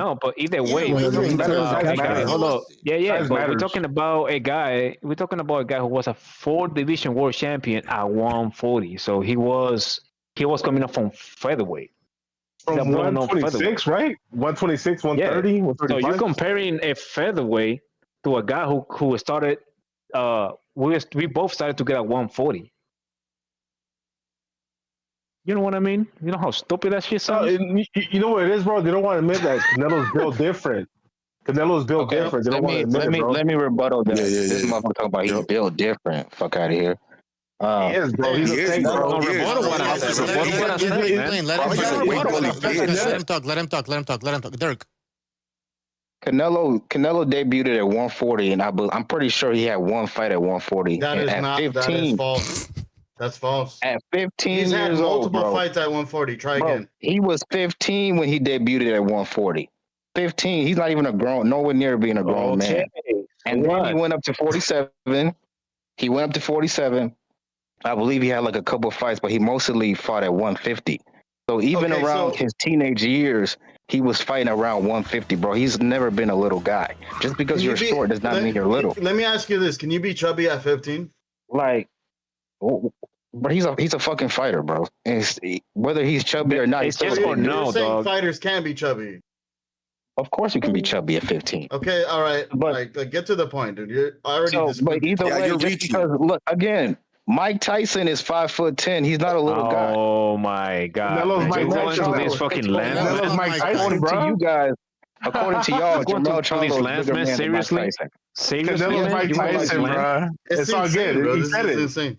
All right, someone take the mic away from this dog. The fact that you're comparing Canelo to Mike Tyson, you're indirectly admitting that he's different. That's what they do. They raise the standard for Canelo. They raise the bar. Canelo's Mike Tyson, bro. They raise the bar for him, bro. What is the argument? Yeah, exactly. What is the argument? Yeah, this is kind of stupid. What is the argument? It's delusional. In a way, bigger than Tank. Are they the same size? He just says stuff. He's talking about height. He's talking about the height. You know, like Mike. Look, bro. Even Bomac said it himself, bro. They should have been at 168 a long time ago. This came out of Bomac's mouth, bro. If you look at their body mass, it's clear Canelo is a wider and more dense man. Look at the screen. Look at the screen. Yo, if you're on Discord. Yo, and this is not a. This is the massive Canelo you're talking about. This is the massive Canelo. This is not an accurate picture because they were doing camera tricks when they did this picture. That's crazy, bro. Yeah, that's right. The crazy part. It's AI. It's AI. This is the massive Canelo you're talking about, man. I actually agree with Muck here. This is a camera trick. You can tell it's not panned right. It's actually you Jedi. You tell me this is the massive Canelo? No, because if you see the video where they got the screenshot from, it's actually the difference is way more. Yeah, like it's obvious. It's crazy. Yeah, it's obvious, Brad. I worked behind the camera. Yeah, you know that they actually got Canelo shoulder in this picture. You know, the Photoshop. You know why? You know why it is, bro? Because these ectomorphs, these dudes that are super lean, they could cut a lot more water weight from their muscles. There's a nutritionist that went on the Joe Rogan Experience a couple years ago talking about it. He said these dudes that are super built lean, they cut so much water weight, bro. That's why they could. You got these Devin Haney's, these Jermell Charles, these Terrence Crawfords. Jermell looks bad. They fight at lower weight classes. That sounds like an alien, dude. Is that an alien? Ectomorph? No, these body types that are super lean. They're able to cut so much water weight. To be fair, Charlo looks like he has like creatine belly. To be fair, exactly. He looks chubby, bro, because he has to put on weight. Canelo has to lose weight. Nah, dog, you crazy? Nah, bro, you're crazy, bro. This is These dude, the tank. It don't matter. He walks around 185, 190, bro. Yo, dude, it don't matter what you tell these Crawford. Well, he didn't have to cut as much as Canelo. Listen, man, Charlo, coming from his own mouth, he has to take 4 to 5 months cans because of his weight out of his own fucking mouth. Can I throw out a good question here that I want to ask? When he talk about when the Bivol Andre fight was offered to him, what did he say? I don't have time to lose all the weight that I need for that fight because he was just off the fight and he needed 4 months to lose all that weight. Crazy. Do you guys think that the winner of Canelo versus Crawford pushes either one up on the list of the greatest of all time list? Do you think that the winner of this fight gets pushed up further on that list? Let me answer this real quick, bro. For the mainstream, yes. For my personal opinion, no, bro. Greatest of all time. There you go with your fucking stupid ass hypotheticals, man. Crawford didn't even have like 2 50-50 fights in his whole career. You don't get For the mainstream, yes, bro. The dude that just asked that question, who's higher on the all-time list, Duran or Hagler? Duran. Did Hagler not beat Duran? So does it really matter, bro? Crawford doesn't get timing. He used timing. You were expecting you were expecting Hagler. Yeah, dude, this is fucking insane, bro. This is what I would have. I'd put Hagler up, obviously, but I also think that it's a little bit of a different era, so where losses didn't really matter as much. And I think it depends, bro. Yeah, it depends how weight Canelo classes does. always matter. Canelo goes in there and dominates Crawford. We could have a conversation. Crawford. We could have a conversation. What you're saying, bro? In my opinion, personally, bro, if Canelo kicks Crawford's ass, to me, really doesn't do nothing because I already expected that, bro. But for the mainstream audience, they're gonna revere it. But for me, I already know that it's not even a close matchup. That's the way I look at it. It's a Turkey's fantasy fight. That's all it is. These same people. All right, guys, we're going to a commercial break here. That's right, commercial break. They say it cannot be done. But one man dares to chase immortality. He risks everything by jumping 2 weight classes to stare down the most dangerous man in boxing, standing in his way. Not just a champion, not just a king, but pure danger. For Crawford, one night to shock the world and carve his name among the gods.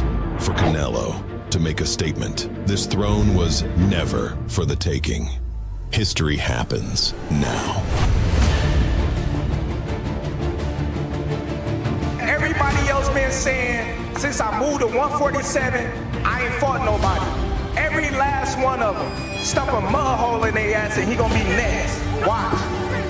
I respect everybody, but if you fuck with me, so it's gonna be different.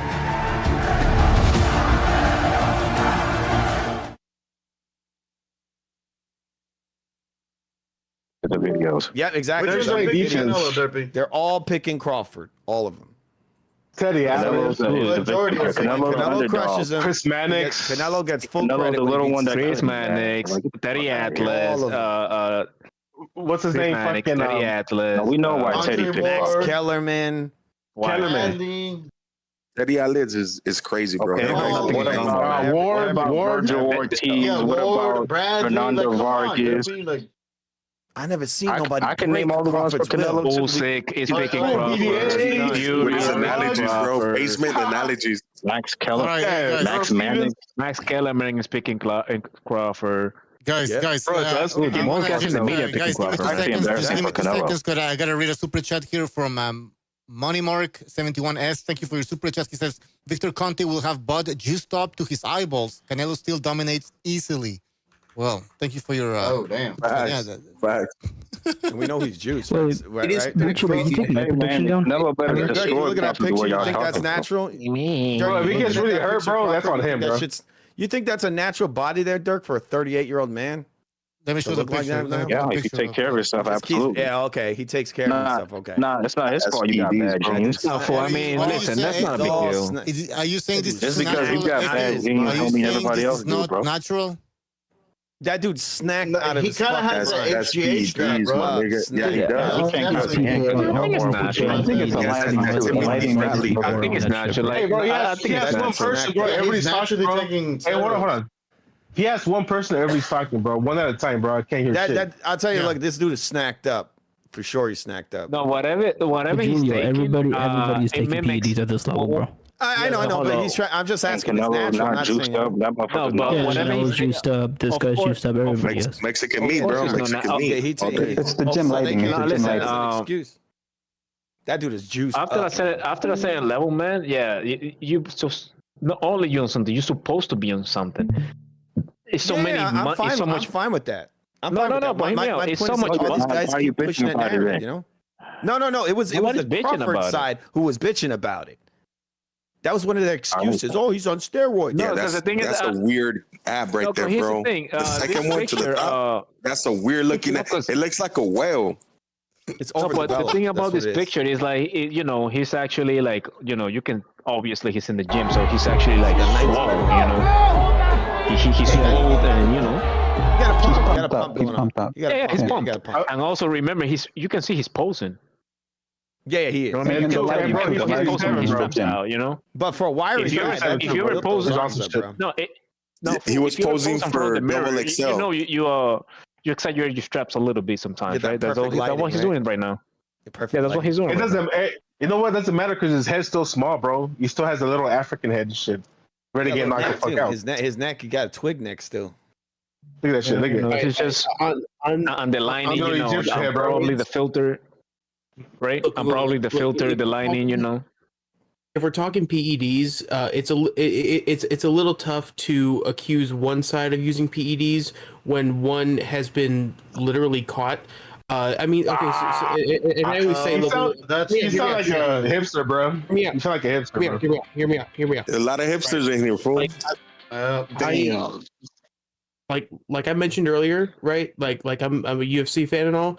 John Jones was. You're not a UFC fan. Let him finish. I'm gonna just call you out right there. You like the fact that you got to bring up UFC. You don't know what you're talking about. No. Listen. My point is like there are fighters over there. They get caught with They get caught on steroids once, and it follows them the rest of their fucking career. You know what I'm saying? Every single like it'll follow them the rest of their career. I'm gonna tell you something, Doug. PEDs once. Real quick. Do you understand this? A SARM and steroids, they two completely different things, right? Sorry. Do you know? You understand what a SARM is, right? No. Okay. Ucho, can I answer Freddie? Can I answer Freddie real quick? Yeah, answer. Go ahead. Guys, before you continue, let other people rotate, man. Don't be the only guy talking. Yeah, you guys are hogging the blunt, bro. Can I just debunk this guy's fallacy already? No. I'm gonna just bring up Kung Lee. Do you know who that is? PEDs. Off the top of my head, no. Yeah, he was on PEDs. He was on a fucking snack program. All right. I have the list. Shut up already. All right, go ahead. I don't know who was. Okay, Freddie. So when you say one side has been caught using PEDs, who are you referring to? Canelo, right? Okay. Didn't the owner of Snack, Victor Conte, get caught himself? Yeah, which is something that I can't. Okay, I think exactly. Who's on Snack? Who's on Snack? Canelo or Crawford? Who's taking Snack? Crawford. Yeah. Exactly, bro. Like I said, no. Wait, are you trying to say one guy's doing it, one guy's not doing it? Wasn't Canelo doing right now? Wasn't Canelo found not guilty? Are you guys trying to say? Yeah, but he was exonerated. That's the word. Hold on. Are you guys all trying to say one group, one camp is doing it and one camp is not doing it? Is that what's going on right here? All doing it. Well, no, somebody said exactly. Somebody said Canelo got. Okay, they're all doing it. Okay. Any athlete at the highest level, has to be doing this shit, or else they won't be able to compete. They have to. So let me explain. If you're doing it, I'm going to do it too. And if they're not doing it, I'm going to be pissed. I want my money back. If one camp's doing it, then I want my money back. The only way you know if somebody's not on it is if somebody's in 365 testing, which nobody's doing. The last person to do it was Nonito Donaire. So everybody's suspect. And I know for a fact Canelo's been on it for a long time. You know how many people in the obviously sort of fonts were guilty of the way you know he's on something is just the fact that he looks leaner and more ripped at 168 than when he was at 154. He's 37 years old at his oldest age, bro. And, let me just finish real quick. If you're 37, let me tell you something. If you're 37, your testosterone level has plummeted dramatically. He's taking some shots, bro. But you're still way you're gonna eat bananas. And an extra bowl of cereal and gain weight and muscle like that. There's I'm gonna take like Joe Weider 5,000 protein shake. Madrazos, you can even tell in the erections, right? Not the same erection as well. You got to be joking. If you think you're 37, you're gonna eat a couple of more bananas and a protein shake, and then that's it. Dude, how fucking stupid and naive are you to believe that? So let me finish my point real quick. You're walking around There's $30 million on the line. There's $30 million on the line, bro. So okay. So two things I want to say again. If I'm wrong, call me out. I'll happily accept being wrong. Wait, how are you? What's up? What did you say? You're wrong about what? No, I said if I'm wrong about about Canelo testing positive or having a steroid test or something like that, then I'm wrong. Retard. He what do you mean you're wrong? They're all doing drugs. They're all fucking doing it, bro. What's wrong with you? Prove me wrong. Fuck you doing, bro? They're all fucking juicing, dude. They're all of them. There's too much money here, bro. There's way too much money here, bro. If I have a racehorse, I'm going to give that racehorse as much fuck of an edge to make the most money I can while that racehorse has its life in competition. If you have a span of years in your competitive years, these are your competitive years, I'm going to squeeze out the most I can out of you. And that's where people like Victor Conte come in. And that's when Canelo doesn't need a Victor Conte. He's got his own people. He goes to fucking Europe. He flies to Germany. He gets his own shit. We're getting stuck in this PED. We get the point. Manos, thank you for your super chat. He says the PED debate in boxing is useless. Exactly. Let's move. Exactly. Okay, Madrastos made the point. They're all on PEDs. Somebody said Canelo was exonerated. So what's the point? What are we talking about here? It wasn't exonerated. WBC is not the fucking the body that exonerates. It's VADA. WBC just fucking protecting Canelo. Victor Conte said they're a sanctioning body. They don't do shit. No. They just collect money. Victor Conte talked about it. He said it was tainted meat. He brought the receipts and all of that shit. So, bro, boxing fans don't give a fuck about PEDs, bro. They're all on that shit. He's doing a lot more than tainted meat, fellas. A lot more than tainted meat. He is the tainted meat. Again, he was not. I want the murderer, bro. I heard it's real. Guys, let's talk about the fight itself, because I think people in the chat are getting bored of this PED. Butcher, can I get next weekend? I got Crawford boxing Canelo's ears off. Okay. That's my official pick. Let me write it down. Canelo fans are going to be disappointed. Canelo fans should stay away from high-rise objects like bridges. Ears off? That's a 10. They're going to be depressed. They're going to be devastated, and I'm going to fucking celebrate. What is that, 10-2 fight? 12-0, 12-0. I think you made a bet. I think it's a close fight. I'm not going to bet. It's too close, but. Then all of a sudden, bro. What are you doing? How many rounds do you think Crawford's going to win? We know Canelo judging. We know Canelo judging how it works. We know how that works. You can't back it up with money, Mirage. You're going to talk all this shit, and you can't even put fucking. You got no money anyway, John. Mirage, hold on, guys. Yeah. Mirage, on January the 17th, said that Terence will get robbed against Canelo. Now he's saying he's not going to get robbed. And he also... He might get robbed, but I'm going to go with the victory. And he also said... Mirage says he will give credit to Canelo if he wins. Well, honestly, guys, I don't know. Say that really? August the 3rd. You said that August the 3rd. I changed my mind. Hey, guys, but you got to look at the landscape, though. I don't think the Turkey or Netflix want a robbery to happen. They have to be... legit on this one, because they're trying to make a push into a whole new platform that's huge, and if they put up something like that, like a robbery, it's gonna taint it, and it's gonna. They don't give a fuck about that, bro. Boxing's dirty. It's been dirty. Man. That's it is dirty. It is dirty. It is dirty, but there's a time and place.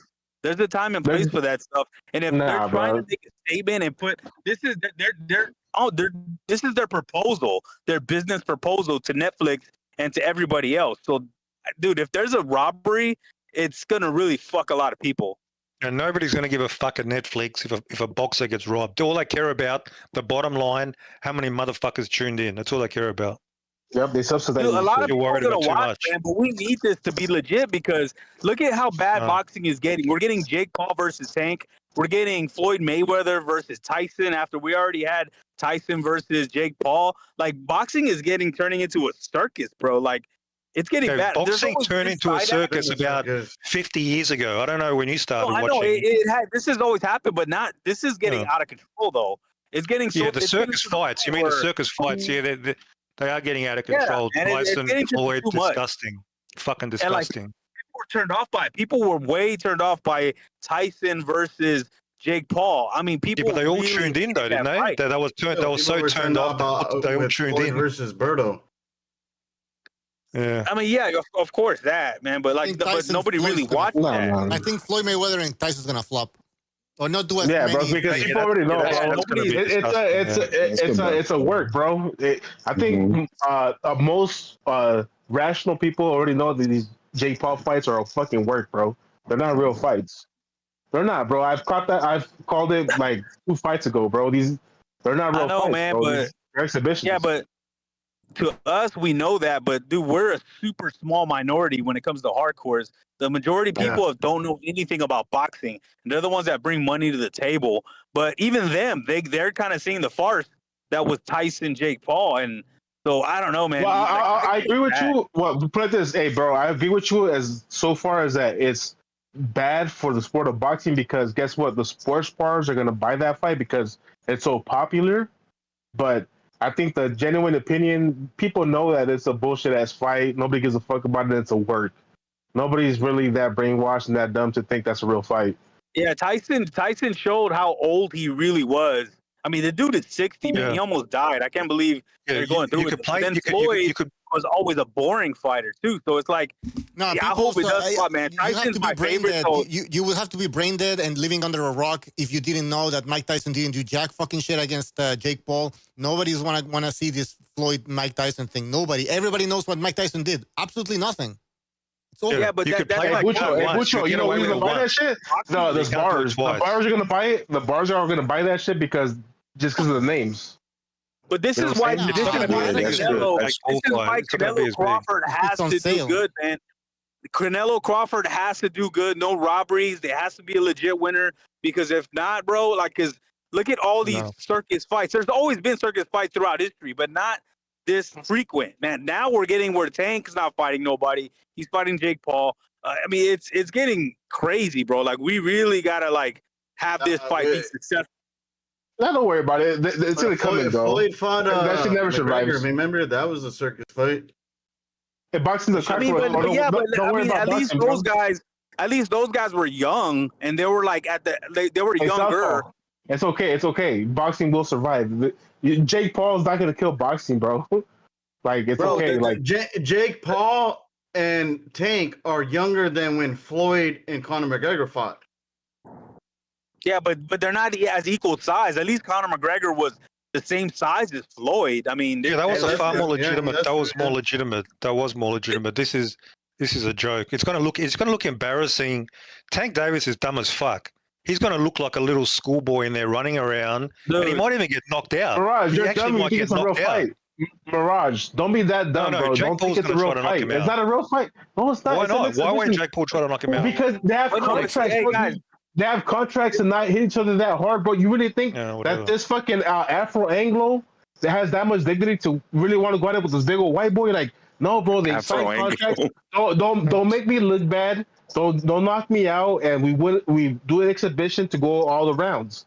Nobody's gonna get knocked out. Nobody's gonna get hurt, bro. It's a fucking farce. Maybe whatever. It's gonna look. You're really that. Hey, bro. You speak way smarter than you really are. If you really believe that was a real fight, bro. Honestly, bro. You made me think less of you right now. But guys, but my point in bringing that up, my point in bringing all that up is that this fight has to. I don't have a dog in the race. Canelo Crawford has to do good. That's all I care about, man. I don't care who wins. I just want it to be a solid, because the undercard is shit. I mean, it's gonna be up to Crawford, I think, because I don't think Canelo's gonna be on the back foot. So we're gonna have to wait and see. Nah, bro. By the way, yeah. Okay. But yeah, super chat. Super chat. Because I'm gonna forget. Frankie, thank you for the super chat. He says, "Bucho, put me down. Canelo wins. Body shot, 9th round. A la Hopkins. Oscar De La Hoya mismatch. Trash fight." Good prediction. Good. I'm gonna write it down. Go ahead. Dude, Canelo's been true to knock somebody out to the body for the last 6 years. I want to tell Bucho real quick. Yeah. I think from all this wrestling propaganda going on, I think there'll be a time in the fight where Crawford tries to impose his strength and his will. He'll try to grapple him or toss him or do something to just want to show his strength. Because it's been throughout social media for so long where for some reason Crawford wants people to think he's strong, right? Yep. So I think during the fight, somewhere during the fight, he's gonna either shove the shit out of Canelo, he's gonna grapple the shit out of him, he's gonna do and I tell you why you might be right. If you look at the press conference, remember when he tried to get too close to Canelo to push him and shit like that? Then in the third press conference, he said that the reason why he did it was because people were saying that he looked scared against Canelo or something like that. So he did that shit. So this is a guy who's always thinking about what other people have to say. So at some point in the fight, he's gonna be on the back foot because he's gonna be kind of scared of the punching power. He's gonna try to do something crazy to prove that, you know what? No, I gotta stand my ground. And that's when he's gonna get fucking tagged. You're underestimating Crawford. You're underestimating him. You're underestimating Canelo. I'll tell you what. You're underestimating Canelo. You've always done it. Underestimating what? He looked like dog shit in his last fight, man. They both underestimating what? I mean, I think that styles make fights, man. Madrimov is an in and out, like herky jerky guy. That's not Canelo. Canelo is flat footed, man. So like, I think Crawford was under pressure because he was getting overpaid. That's when they gave him that gimme payday. Well, Crawford's also flat. 100% agree. 100%. Yeah, Mandarin job and order. We watched off the air and we posted it on Patreon for free, by the way. We rewatched the Madrimov fight, and there were many instances where Madrimov wasn't even coming in and out. He would just decide to throw his right hand, and he would land on Crawford flush. Like he was right there, mid range, boom, right hand. So you know why he landed, though, bro? No, you know why he landed because Madrimov, that motherfucker did a lot of feigning. Yeah, he was feigning the Canelo shit. does feint things. I mean, people think he's flat-footed, but there's a reason. Yeah, but he's moving his head or something, and he's feinting high guard. He rolls with the punches. He's not. It's more subtle. It's not Mickey Ward. He's not Canelo doesn't throw the right hand. High guard. He's not Pitbull Cruz. He's not Mickey. He's not Pitbull Cruz. Canelo loads up the right hand. He doesn't just let it go like Madrimov. So Crawford, Canelo's not going to be able to land fighter. the right hand with ease like Madrimov. Different styles, completely different styles. Yeah, Madrimov only had the right hand. If you look at Madrimov, it was always a right hand, jab, right hand, jab, right hand. But you know what, Madrimov more of a wider variety of punches. Yeah, go ahead. Yeah, I was gonna say that Madrimov has a very unique style where he's super patient. He doesn't care about putting up a super boring fight. I guess you could say Canelo's the same way, but not really. I still think Canelo has that pressure to at least throw something in the round. You know, I think Madrimov is happy to not throw nothing in a round to keep his opponent guessing. Yeah, Canelo Madrimov was feinting a lot, but not throwing that many punches. I mean, if you look at that fight, it doesn't look like there was a lot of punches thrown. So, it's a feint. You want to talk about who's flat-footedness and Crawford against Jose Benavidez. Jose Benavidez is so flat-footed. I mean, this guy even got shot in one of his legs. That's how flat-footed he fucking was. And he still managed to give problems. He still managed to give close fight until the stoppage. I mean, the stoppage basically bailed out Terence Crawford, right? Like, no, I know they're ridiculous. Hey, you record this. I'm glad this is on YouTube. We will look like fools if it's not the truth. But this fight, honestly, in my opinion, is ridiculous, bro. This is why, in my opinion, I really don't give Canelo props for this fight. For the mainstream, they're gonna give him props, but in my opinion, it's an easy fight, bro.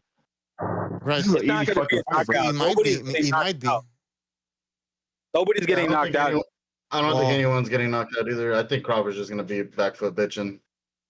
No, but look, if the size matter does kick in, it's gonna look like Mikey Garcia versus Errol Spence, because like guys at this level. I disagree. They're virtually gonna be the same size on fight night. No, but I'm saying like a effective fight weight, because we know every fighter can blow up to any weight, but what weight are you most effective at? Yeah, but like when it came to Mikey and Spence, it looked like a grown adult versus a high school student. Yeah, I know, and it's true. Severino brought it up.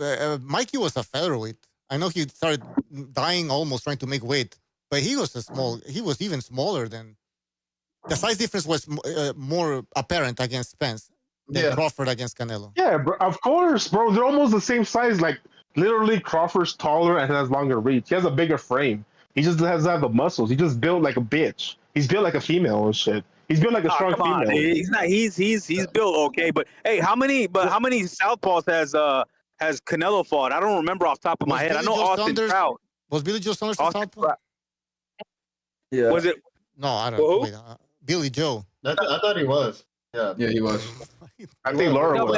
But he only fought Trout, right? That's the only southpaw I remember. Wasn't Laura southpaw? Yeah, you see, and those two fights he had trouble with. So if he's gonna study any fights, those are the ones he has trouble with because those are controversial wins. A lot of people had Trout winning. A lot of people had Laura winning. So that's another couple of fights. Yeah, Southpaw, you're right. Southpaw, not a true southpaw. Yeah, exactly. But you're right. But that was a long time ago, and Crawford doesn't fight like that, bro. He doesn't have that. But yeah, he's not that fleet-footed. You gotta remember, it was a long time ago. Yeah, it was a long time ago. Like Laura's arms are long as shit. With his defense. Canelo's more fluid with his defense. I think he was better back then with his defense. He was the one. He's better now, bro.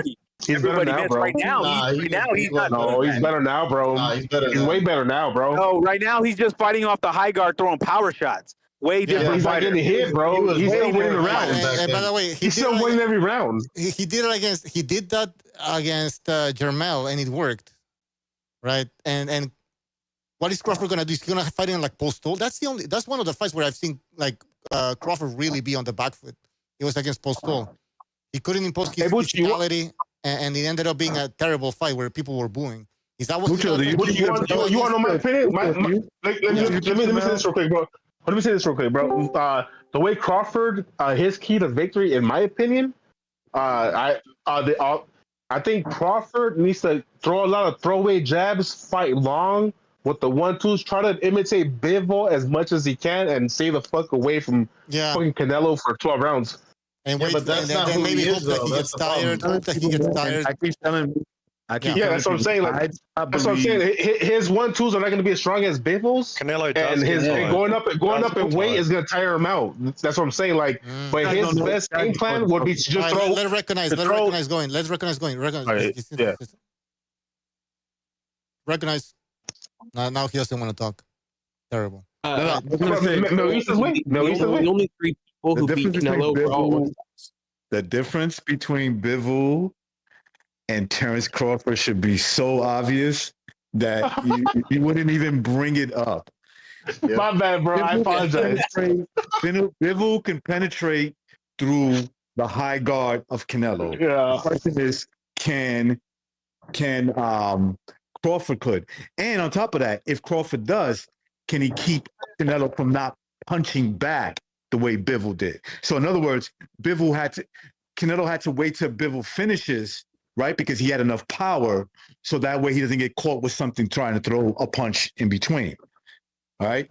There's a big difference. So if, and it's a big if, Crawford could do all that, which I doubt, he has the ability to do that, to have the power to penetrate through Canelo's defense and keep him silent, then he can win. But if he can't, he's not going to win the fight. It's just easy. I agree. Well, that's the key to victory, right? We're all doing mental gymnastics here. That's why I don't like the fight, bro. It doesn't make sense. One guy, they're both, shit, bro. They're both over the hill. They're both over the hill. One's coming up 2 weight party pooper, bro. I love this fight. No, but like, really, what does it matter? I mean, Canelo's not going to get credit for it, and if Crawford wins, I think it's going to be kind of overrated. I don't know. Bro. All the black people are looking at this fight like it's the fight of the century, bro. You don't have much to go off of. Crawford hasn't been active. Canelo hasn't been fighting anybody.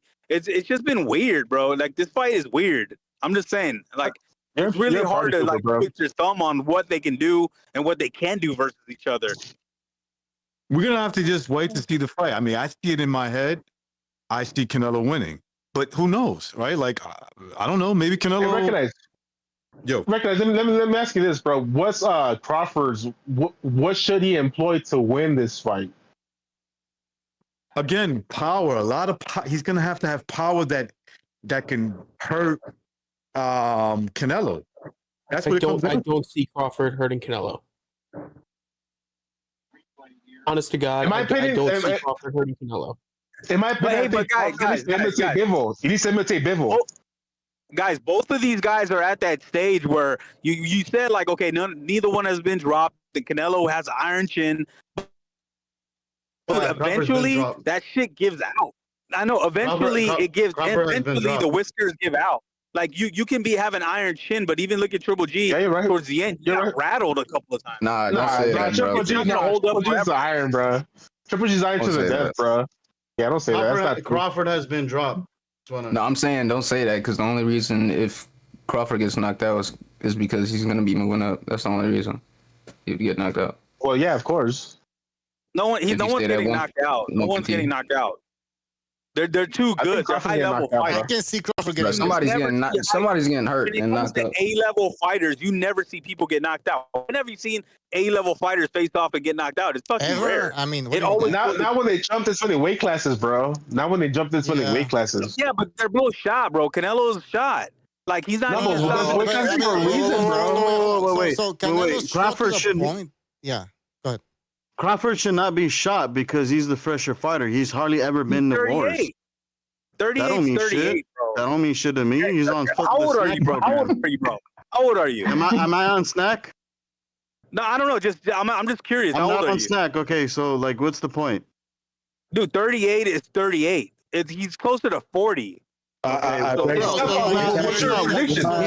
war torn like Canelo. So he might get knocked out. He might get knocked out. So he's 38, moving up. What's Southpaw's prediction? Hey, what's Southpaw's prediction? Southpaw, what's your prediction? I think it's gonna be a Canelo decision, but a close Canelo decision. I think you're not gonna give him credit, right? In the first half, and then he's gonna kind of slow down and start to move too much because of the power, and then it's gonna go. They're gonna sway to Canelo.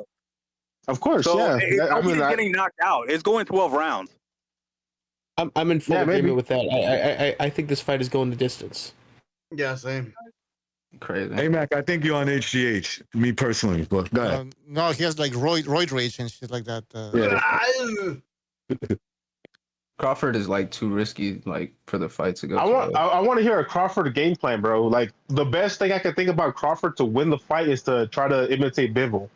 Ask Dirk. Dirk has a game plan. He's gonna break it down. He got that dog. He's got more skill. He more faster. He more stronger.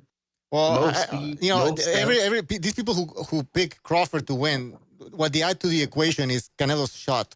Canelo's flat-footed and he's old because he's been in too many wars. he's gonna run around that about Crawford. That's the crazy part. No, Crawford's fresh. Yeah, he's a fresher fighter. I brought this up many times. Based on some of the training footage that I've seen, which is not that much because they only put like little glimpses. Crawford is punching. Well, he's training to punch and move. I'm not saying. I don't think he's necessarily going to be like changing angles. He's just going to move his head out of the line, and it's going to be a battle of one trying to counter each other. So Crawford's going to move his head out of the line and try to counter the counter puncher, move his head out of the line and take a step back using his longer arms. And while Canelo takes a step in as he comes towards Crawford, Canelo gets his head off the line and takes a little step back and swings that right hook to try to catch Canelo coming in. Yeah. Yeah, if Crawford doesn't get greedy, he can do good if he doesn't get greedy. Because every time when Canelo was knocking people out, it's because they were getting greedy. Like even Khan was doing good, but he started getting a little too happy, a little too greedy, and he stepped right into it. So it's like that makes sense what the dog said. Crawford using his length, does that though. Move his head just right out the way with his long ass arms. It's very rare we see him fight that way. You know what I'm saying? Like that's very interesting though. That's a very unique Crawford way to try to win. Like keep your long ass arms at bay, move your head at the longest distance, and just win little by little by points and shit. Like yeah, but he can do it though because he's Crawford. Like, if anybody can change game plans and change colors overnight, like a chameleon, it's Crawford because he's super athletic. He's ambidextrous. If anybody can change overnight, it's him. I don't see Canelo changing overnight. In which fights has he really changed? I've never seen this chameleon type of shit. I think people are exaggerating. He's a good fighter, but it sounds like this guy is like something we've never seen before or something that's really rare. He's a mutant. He's a good, but no, like, I guess Benavidez. I think Benavides just started to slow down. He's gonna kind of like take a more like amateur like style. A lot of like the amateurs times, were like, shooting down the middle, 1-2s, and not a lot of hooks. A lot of the times, what I've seen is from Crawford, is just overpower his opponents. Like against Sean Porter, it wasn't like he figured out Sean Porter. It's just that he won the war of attrition. No, he didn't. I think he did. I threw in the towel. Remember? Well, yeah, but as I said, he won the war of. I'm saying he outlasted Sean Porter. He put on more of a beating on Sean Porter, but that's it. He wasn't like he outboxed the guy. He was trading with the guy basically. You know what it is? Is that against Kavialuskas, he couldn't outbox Kavialuskas, so he had to like, okay, I'm gonna have to fucking try and knock you out. He knocked him out because he's bigger, he's strong, and credit to fucking Crawford. I mean, he's athletic, like somebody said, as Southpaw said. He's athletic. He he's pretty quick. But those attributes that we see of him at the lower weights, knocking people out, are not gonna be seen at super middleweight. So what's left? Yes. He's not really the point I'm making is he's shown the ability to adapt and change. Not do nothing. No, nothing. He hasn't shown no ability to do nothing at super middleweight. Hey, Bucho. He's a great instinctual fighter. He's shown great fighting instincts. Yes, even like those couple last fights. Yeah. Yeah, with the reflexes and all shit. He's a great fighter with fighting instincts and shit like that. But that's why it's a great fight, right? Because he's moving up in weight classes and shit. He hasn't felt this type of power, this type of pressure of a heavier man trying to take you out. And he does make changes. They're going to be around the same weight. Madrimov fight, he started to throw more body shots as Madrimov came in. He started to throw body shots. So you know what, Bucho? The Madrimov fight, we have to take it. We have to take it like for granted, that one and the Skull fight, because I feel like those two fights, they already knew that this fight was coming up. So they're not trying to get really fucked up like that. They're not trying to put the best effort. That's why I don't like. That's why I don't like these fights that are like out forecasted, and then you see people like they want to be safe, and then they're duds, and it doesn't work out, man. That's the only thing I don't like that Turkey's doing. I like Turkey, but that's the only thing. Like they're counting the chickens for the catch. Also, hey, Bucho, don't get me wrong. Crawford's a good fighter, bro. He has great fighting instincts. When he has all the advantages, when he has the power advantage, the size advantage, the strength advantage, and we're not taking. I'm not taking credit away from Crawford. It's like saying, Crawford, he's a good fighter. What if Mike Tyson didn't have power? Well, no, but the power is what made him one of the reasons why he was really different than the rest. And so Crawford, his power, his speed, explosivity, all that shit, what made it. But that's gonna not be there at a super middleweight. It's gonna be there. So what happens when you hit a stone wall? What happens when you hit a stone wall? What happens when you hit a stone wall, bro? You know what I'm saying? A wall that doesn't break. But then, trying to break if you're a Crawford fan and you understand what I'm saying, you have to come up with other other like situations. Like basically, Canelo's gonna be flat-footed and all of this shit because they have to come up with these things, or else it doesn't work out. Because what I'm saying makes sense. When all these fucking boxing pundits talking about intangibles, they just saying he's black. Oh, God. They're like, oh, he's black. He's black. That's all the intangibles he needs. He's just black. Comparing him to Sugar Ray Robinson, Sugar Ray Leonard, Floyd. That's it. What? They don't explain shit. Who's saying Canelo Travis? Who's saying Canelo's Marquez? Who's saying Canelo's all these Mexicans? Yeah, exactly, bro. It's Canelo is Canelo. Nobody Crawford is Crawford. That's it. Okay. So on a point that was made slightly earlier when you guys were talking about like these fights being forecast a little bit, because I know we were both looking at I apologize, I got to stutter. My bad on that. But we look at the Madrimov performance and the Skull performance. And I feel like these two get judges. Oh well, look at their most recent fight.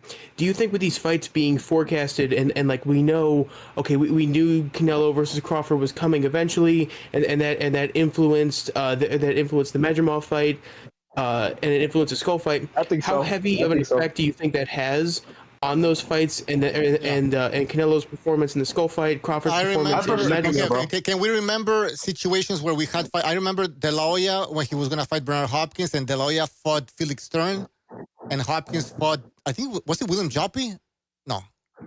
Bro, who are you talking about? Yeah, no, I think it was Howard. Yeah, No, was it Yeah, Howard yeah, Eastman? Oscar could have lost that fight too. Yeah, he got robbed that fight. Canelo, De La Hoya got robbed. No, sorry, Stern got robbed. De La Hoya got fat and shit. Did they put on a terrible performance? I guess. Were they hesitant? So, I don't remember the Hopkins fight. I don't remember that. I think he stopped the guy. Right. No, maybe not. I was thinking of. I was thinking of going back a little bit earlier, like so we knew Fury versus Usyk was coming, right?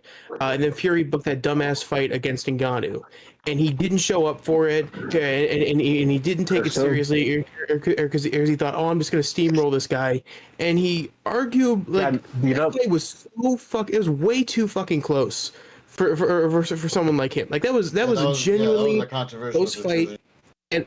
Yeah, and I think that these fights being forecasted on, and knowing this fight is gonna happen. I mean, fuck! It was right after the Skull fight, literally right after the Skull fight, when Canelo came in, when Crawford came in, and they announced Canelo versus Crawford 2. Like they knew this was gonna happen. Yeah.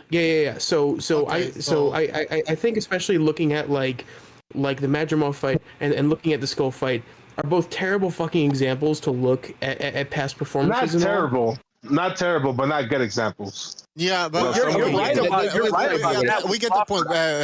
What's his name? Freddie. We get the point. We get the point. And obviously, he's right. We don't know what happened when it comes to Canelo. Listen, my opinion on that fight is that yes, Canelo decided not to take a huge risk. Also, look at the size of William Skull. That guy is big. That guy was quick. Yeah. Sometimes he threw an uppercut. It's like, damn, he could have caught Canelo coming in, because Canelo started to just step into. Well, Butcher, when you're the champion, why are you gonna risk it all to fight somebody that's a backfoot bitch? You know you got the crowd and. Could have done more, obviously, but it was more a Skull, like really, like it's on Skull. That's on Skull. Yeah, but Skull had every physical advantage, exactly. And he was still a bitch. He was still a bitch. That just tells you how Canelo hits or something, because a guy like Skull, who's a natural super middleweight, maybe even a light heavyweight, who knows? Because he was fucking scared of him. That guy was scared of a little guy. So this is why I'm like, okay, that guy he's a club fighter. That guy was a club fighter, though. That's the thing. Like, I can get big club fighters here out of he was the champion, bro. He was not a club fighter. What are you talking about? He's not a club fighter, bro. Let's say that the reason why he was scared of the power was because he's a club fighter. Let's go with that. But he's Cuban. He's Cuban. He's Cuban. The point is that that doesn't remove the fact that Canelo does hit hard enough to scare these guys who are fucking big. He stopped Caleb Plant. He's had like Berlanga is basically shelling up on the ropes and stuff like that. So this guy, even though he's small, he's very powerful for the weight division. And he's what I'm saying. There's got to be an explanation why these dudes run from him, right? Like it's got to be he's a strong motherfucker. It's got to be that. I can tell you why. I can tell you why, bro. You know why? Because he consistently breaks the distance where you're comfortable in fighting. When you fight somebody, there's a comfortable distance where most fighters keep their distance from each other. We have this agreement where like, you don't break this distance, I don't break this distance, and we say at this, right? Canelo constantly breaks that distance, makes his opponents uncomfortable, makes them want to back up. With his great defense. You talking about he has to copy Bivol, bro. He has to copy Floyd. That's what he has to copy. No. I don't think so. First of all, he cannot fight like Floyd. He cannot. That's one. Exactly. Number two, that's not the same scenario. I know people don't like to hear this, but Bivol? Floyd was Floyd at the time, and Canelo was 23 with 35 fights, and he also put him on a catch weight and a dehydration clause. Like, that's not the same guy. Canelo was in his prime. Experience. Stop these capping excuses. No, I was just saying that because you're saying he got to copy Bivol. 43 pro fights. Against who, bro? Against who? Mirage, against who? Like, you fucking idiot. Who gives a shit? It's all experience. No, he doesn't give a shit. Oh, man, are you fucking idiot? Are you an idiot? It doesn't matter who he fought. Mirage just said. Mirage just said it doesn't matter who Canelo fought. Or Trout. By that time, just the fact that he had 40 fights. How many fights do you need? I feel like Canelo stuff his fights is his early fights, bro. No joke. Mirage. He had over 40 fights going into the Canelo to the Mayweather fight, right? At the age of 23. He has over 65 fights now. You tell me. Yeah, he's got far more miles on the clock. He's worn out. He's slowed down. And he's actually worked. He won't answer your question. He's more experienced now, but he's physically regressed. That's the difference. When was he physically better? When he fought Floyd or now? He's right. When was he physically better? 28. He's right, when was but he so is physically Crawford. better? 23 or 35? No, you're right. Hey, Mirage, you're right. You're right, Mirage. But the thing is, Crawford is older. Crawford is probably just as shot as Canelo. If it was a young lion, Canelo's gone with an older lion. Canelo's got more miles on the clock. Old lion fighting an older lion. So it's like we don't know what we're getting. This is why I say I don't like. Canelo's got twice as many fights almost as Crawford. He's got far more miles. But he's knocking out cab drivers. Mirage is looking at Mexican. Who did he fight? Some Mexican guys. Those are amateur fights, pretty much. See, they were fighting at a bar, at a taqueria. Come on. Now let's go for the super chat here. Munguia, JXV88. Thank you for your super chat. Really appreciate it. He says Munguia, Skull, Berlanga were huge, but does not look that big. His neck is small. Canelo destroys his arms and body and guard. That's why guys weigh 200 plus pounds. Yeah, I think he's saying, these guys are big. These guys are big. Listen, Crawford's not going to bring anything. In terms of physicality, he's not going to bring anything that Canelo has never seen. And I don't think he's going to be able to. This is how I look at it. I take Canelo's last, let's say, 5 to 7 opponents, and I say, how would Crawford do against those guys? And a lot of them, he doesn't. Bad question. Question. Why is it a bad Styles make fights.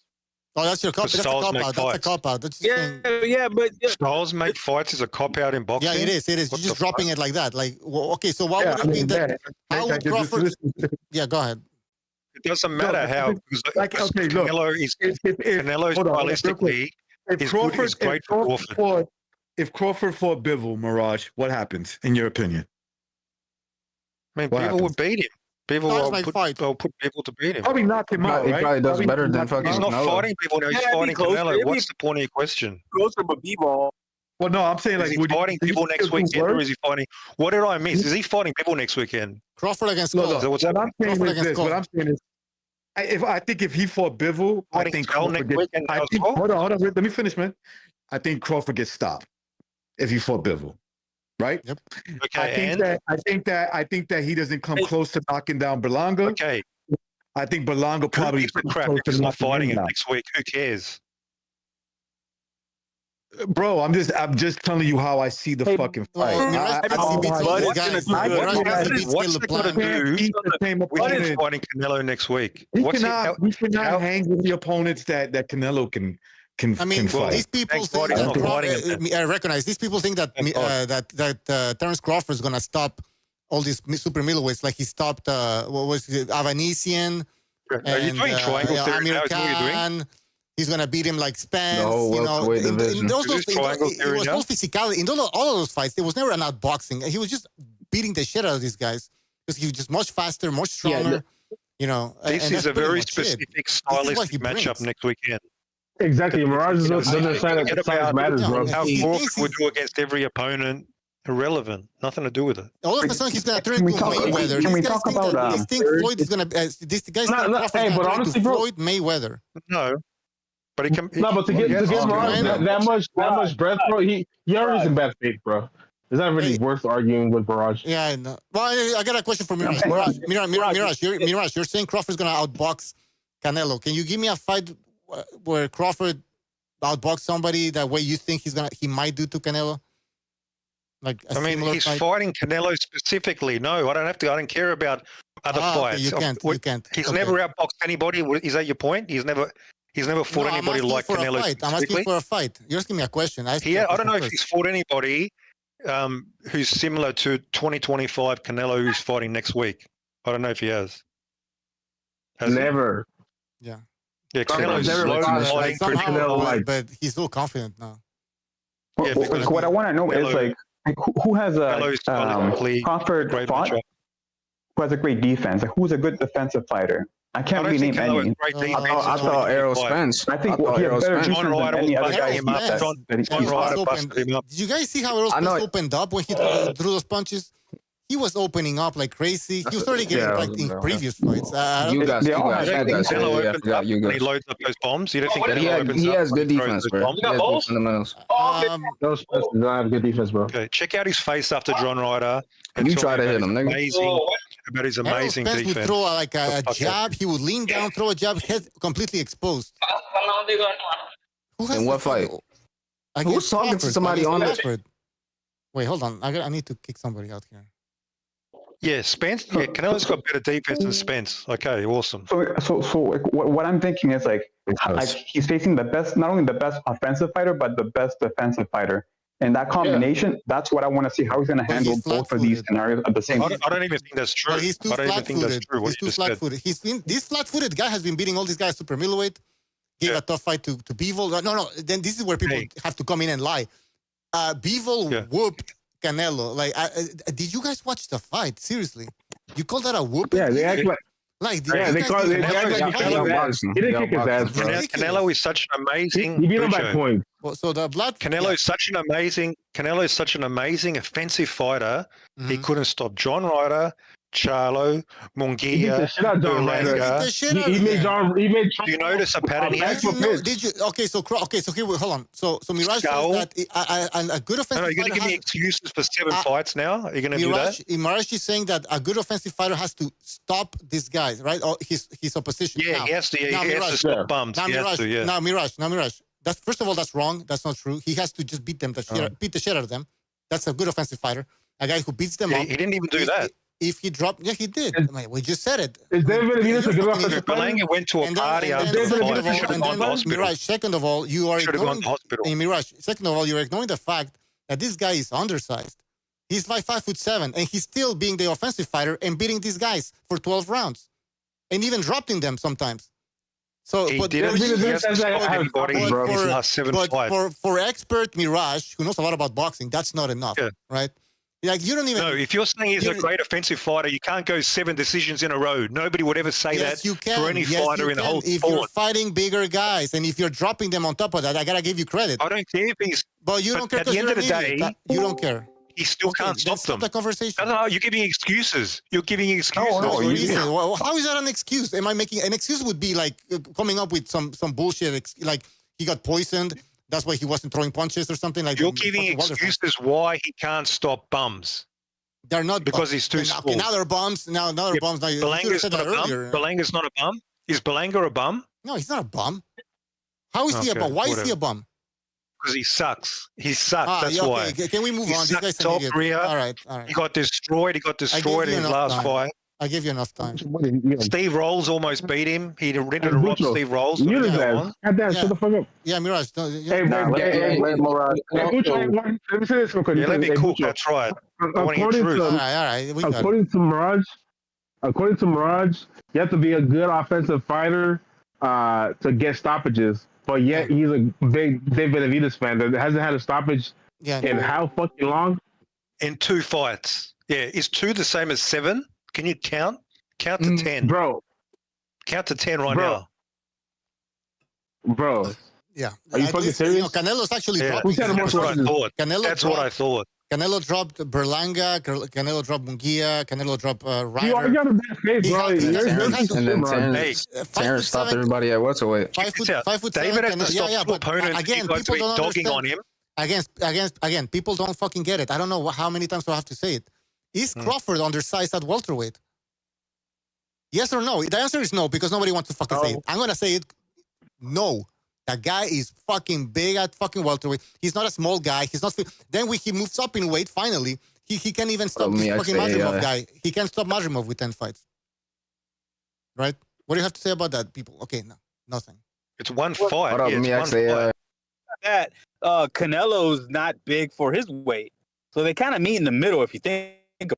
No, it's not the same thing, bro. Canelo's way undersized. He's way undersized when he fights his opponents. Dude, He cannot compare that to Crawford. David Canelo's short, but he's jacked as fuck. Come on. Yeah, I know, but Nah, bro. Even their structure, bro. Even their body structure, bro. You can tell he's a smaller man, bro. You can only get so big. You can only get so big when you're 5'7", bro. Yeah, exactly. When you're 5'7", you can only get so wide, bro. But it's not an advantage. It's more of an advantage, guys. It's more of an advantage to have. It's more of an advantage to have a longer reach. You know what I mean? Like than short and stocky. You know what I mean? Like, how is that a fucking advantage? No, you're at disadvantage. Speaking of reach, Crawford's got a 4-inch reach advantage over Canelo. You know that? Yeah, I know. Jab. Yeah, but no. But you're missing the point, Mirage. We're talking about Canelo, how he's fighting bigger guys, and he's at a disadvantage, and you come up with, but this guy's thick. He's thick. I just told you. Carry on with your excuses. Go next excuse. Let them all out. Come on. But just an idiot. I mean, how is that an excuse? Reality. Hey, Mirage. Mirage. Google excuse. Google it. Mirage, I think he's gonna do well versus Canelo, but I don't think he's gonna win. But the only two fights you gotta really compare it to is the Lara fight and the Trout fight, which I think Crawford is a better southpaw, better fighter. You can't compare it to them, bro. Crawford does not fight like Lara, bro. I don't know if he's gonna win. I don't know if he's gonna win, but I think he's gonna do well. Just because win or lose, I think it's a close fight. Win or lose, doesn't mean he fights like him, bro. No, Canelo doesn't fight like. Sorry. Crawford doesn't fight like Crawford doesn't fight like Floyd. Crawford doesn't fight like Bivol. People need to get this out of their heads. I don't know what they're talking about. Yeah, you guys are the racists. They had never seen Crawford. This is the reason why I asked Mirage name me a fight where Crawford actually ran circles around the box. You guys are fucking racist, bro. Shame on you guys, bro. This is what they expect Crawford to do, but I've never seen him even do that. The only fight I can maybe remember against Postal. And what happened in that fight? I mean, seriously. Has he ever fought somebody as plotting as Canelo with his bad footwork? Bad footwork? 35 years old. Bad footwork. Yeah. He shuffles around like an old man. You don't know shit about boxing. Didn't you watch last fight? You don't know shit about boxing. Didn't you watch his last fight? I'm not even going to address. So Canelo is terrible foot movement. He's flat-footed. He's cement. But nobody can exploit that, right? Nobody can even exploit it. Yeah. He's Pitbull Cruz. He's a Mirage, listen to me. Canelo is fucking idiot. Okay. Everybody can see it. Didn't Bivol, Lara, Mayweather actually exploit that? Yes, Mayweather in 2013. Right? Lara like a year after, right? And the guy ran like a bit. And Lara had to run like a bit. You gotta add Trout.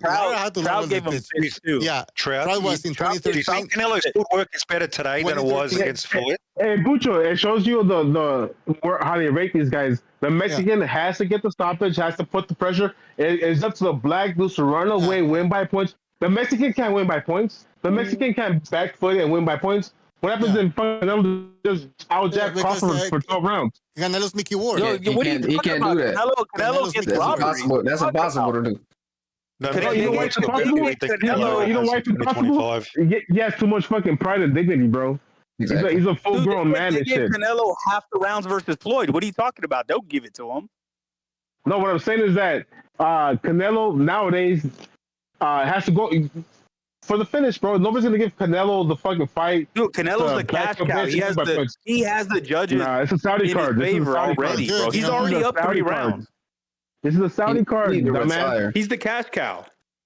Bro, you're just being you're arguing to just argue, bro. You're acting like black people don't fight. Have you seen Vegas how dead it is? You think they're gonna let Canelo lose if he doesn't have to? Dude, Canelo is the favorite when it comes to the boxing. The Mexicana raza, yo. Oh, my bad. I'm sorry. I'll tell you this, bro. If Canelo decides to back foot bitch and win the fight by points, realistically, they probably will rob his ass because most Las Vegas judges are accustomed to seeing the black dude back foot bitch win by points and the Mexican try to knock him out. People are brainwashed to that extent nowadays, bro. I've seen many Americans. I saw Andre Ward get a decision against Kovalev, even though I think it would have been better for Kovalev to win, better for boxing. I don't know why they gave it to Andre Ward. Why did they give it to Andre Ward? Can somebody explain? Ward was the darling. Ward was the darling. So what? It's about money. It's about money. right? This is what you said. He's the American. How he's is more where was bankable the in money America. with Andre Ward? Where was the money with Andre Ward? It was more than Kovalev. Where It was was the more than money Kovalev. with Andre Ward? Why did he get the decision? I'm asking. Because we're talking He about was money. more popular than Kovalev, at least. You could sell him more in America. No, he didn't sell shit. Andre Ward never sold fucking shit in Oakland. In Oakland. It's compared to Kovalev. It's compared to Kovalev. That's the standard. I thought it was money. He wasn't so a it's big not draw. about money. So it's not always about. So it's not always about money, then, right? Nah, he smoked Canelo in pay-per-view. He smoked Canelo in pay-per-view records. Andre Ward. I'll say like this, bro. If a Mexican decides to back for bitch and win by points, he'll lose, bro. Because judges are not used to seeing that shit. Most American judges are used to seeing the black fighter back-foot it and try to land shots here and there that they'll overscore that. And they were trying to build up. Bro, you know that one judge gave the fight like a draw when versus Floyd Mayweather. I mean, if you look at the Trout fight, they gave it to Canelo lopsided. Like Triple G got robbed. I think both first fights. Dude, Canelo has the judges. I don't know where you come up with this. I wouldn't be surprised if Crawford gets the decision. They might want a rematch. They might want a rematch or something. So why not? You know what I mean? I agree with them. Because there's no if Canelo wins, there's no rematch. If Canelo wins, but both fighters have controversial decisions, though. That's the thing. But Turkey wants his shot, Shiraz, to get the shot. We don't know that. We don't know. Maybe he wants a rematch. Maybe he wants a rematch. Maybe he wants a rematch. Maybe not. But we don't know. Can you see? So I'm saying the possibility is there. Nobody wants to see Shiraz. I mean, right after Shiraz won, that's what Turkey said. Turkey said, "I want Canelo Shiraz next for Shiraz." But he loves Crawford, bro. He loves Crawford. He holds his hand. Yeah, but he takes him to his house. Yeah, but but Turkey's gonna stay on code, bro. Turkey's gonna stay on code. So what? Well, we'll see. Shiraz. Well, yeah, of course, but I mean, that's not this fight. And I'm not gonna lie, bro. I think Shiraz is like half the fighter Canelo is. But if they time it right and Canelo wins this fight, they can pull off Shiraz beating Canelo at the right time and just hell yeah, first round knockout Canelo. Saudi Arabia. That's another conversation. I can see that too. He's big as fuck. That's true. I don't know. The Adames fight kind of exposed this guy. Like, yeah, I think that, but he was injured. That was got robbed, bro. Let's be real. The weight and the injury, I think, played a factor. But say this: look how small Canelo looked next to Berlanga, and look how small Berlanga looked next to Shiraz. Yeah, let's put some pictures. Canelo fighting against Shiraz would look tiny. Berlanga, small as fuck. Berlanga should have never been in the equation, bro. Berlanga was like the worst person to bring up the fight and give clout to. That's why I didn't like Canelo for that fight. I was like, why give this guy that clout? You know, he's trash. Yeah, but you know what? It's the Fairweather tour. It's the end of his year tour, bro. He's already in his fucking mid-30s, bro. Give him a break. Goddamn. Do you think he should retire after this fight? No, you dropped the belt. I think he should retire after this fight. Didn't he become Amanda? No, it wasn't Amanda. Get the fuck out of here, Amanda. It wasn't Amanda. Man, what the fuck? Somebody needs to fucking we don't want to hear your lies. Hey, Dirk, your mic's stuffed up, man. Yeah. Dirk, your mic's stuffed up, man. All right, fuck. Hey, he's just talking voodoo nonsense, bro. He's talking fucking demonic shit. He's trying to put a spell on us or some shit. He's talking black magic shit. Oh, shit. Anyways, what we're talking about.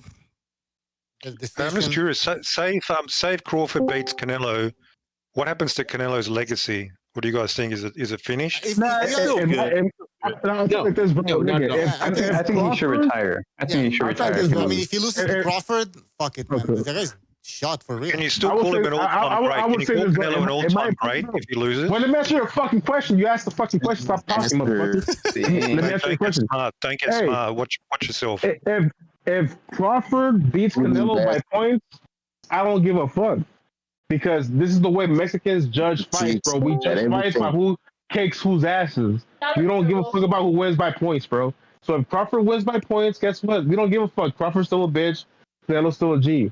If Crawford finds a way to kick Canelo's ass, I can't do nothing but give Crawford props, bro. They're gonna give him a rematch. Give It'll be a rematch. If Crawford wins, Canelo's gonna want his get back. Yeah. Yeah, but if Crawford decides, if Crawford really kicks his ass, like really kicks his ass, then you can't really talk shit about that, bro. You have to give him his props. Is Crawford gonna fight Canelo like he fought Postol? He's gonna try to. That was like 35 That years was a ago. terrible fight for. I mean, it wasn't like He Crawford ran, bro. this guy. Ran all day. He ran. So is that what he's gonna try and do here? Because I don't know. It seems like he's gonna have an easier time with Canelo. I don't think he can. It seems like Crawford's gonna have an easier time with Canelo than against Postol. This is what I'm hearing, right? He's gonna have an easier He doesn't time. have the legs no more. He can't run no more. He's too old. Stylistically, it'll probably be easier because Canelo's going to be right there in front of him.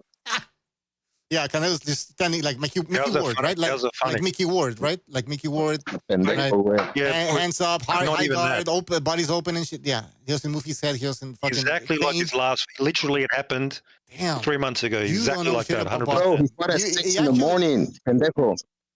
6 in the morning he fought. He actually thinks he just stands there. Canelo just stands there. Correct. He stands there, plotting, flat-footed, predictable, basic. You're a fucking Maj, you're a fucking bot, bro. Yo, no, like people actually know. I'm just reading facts. All I'm doing is spitting facts, and Bucho is getting triggered. He's on to something. Holy crap! He's on to Bucho's something. getting triggered with every Nobody fact. has ever like.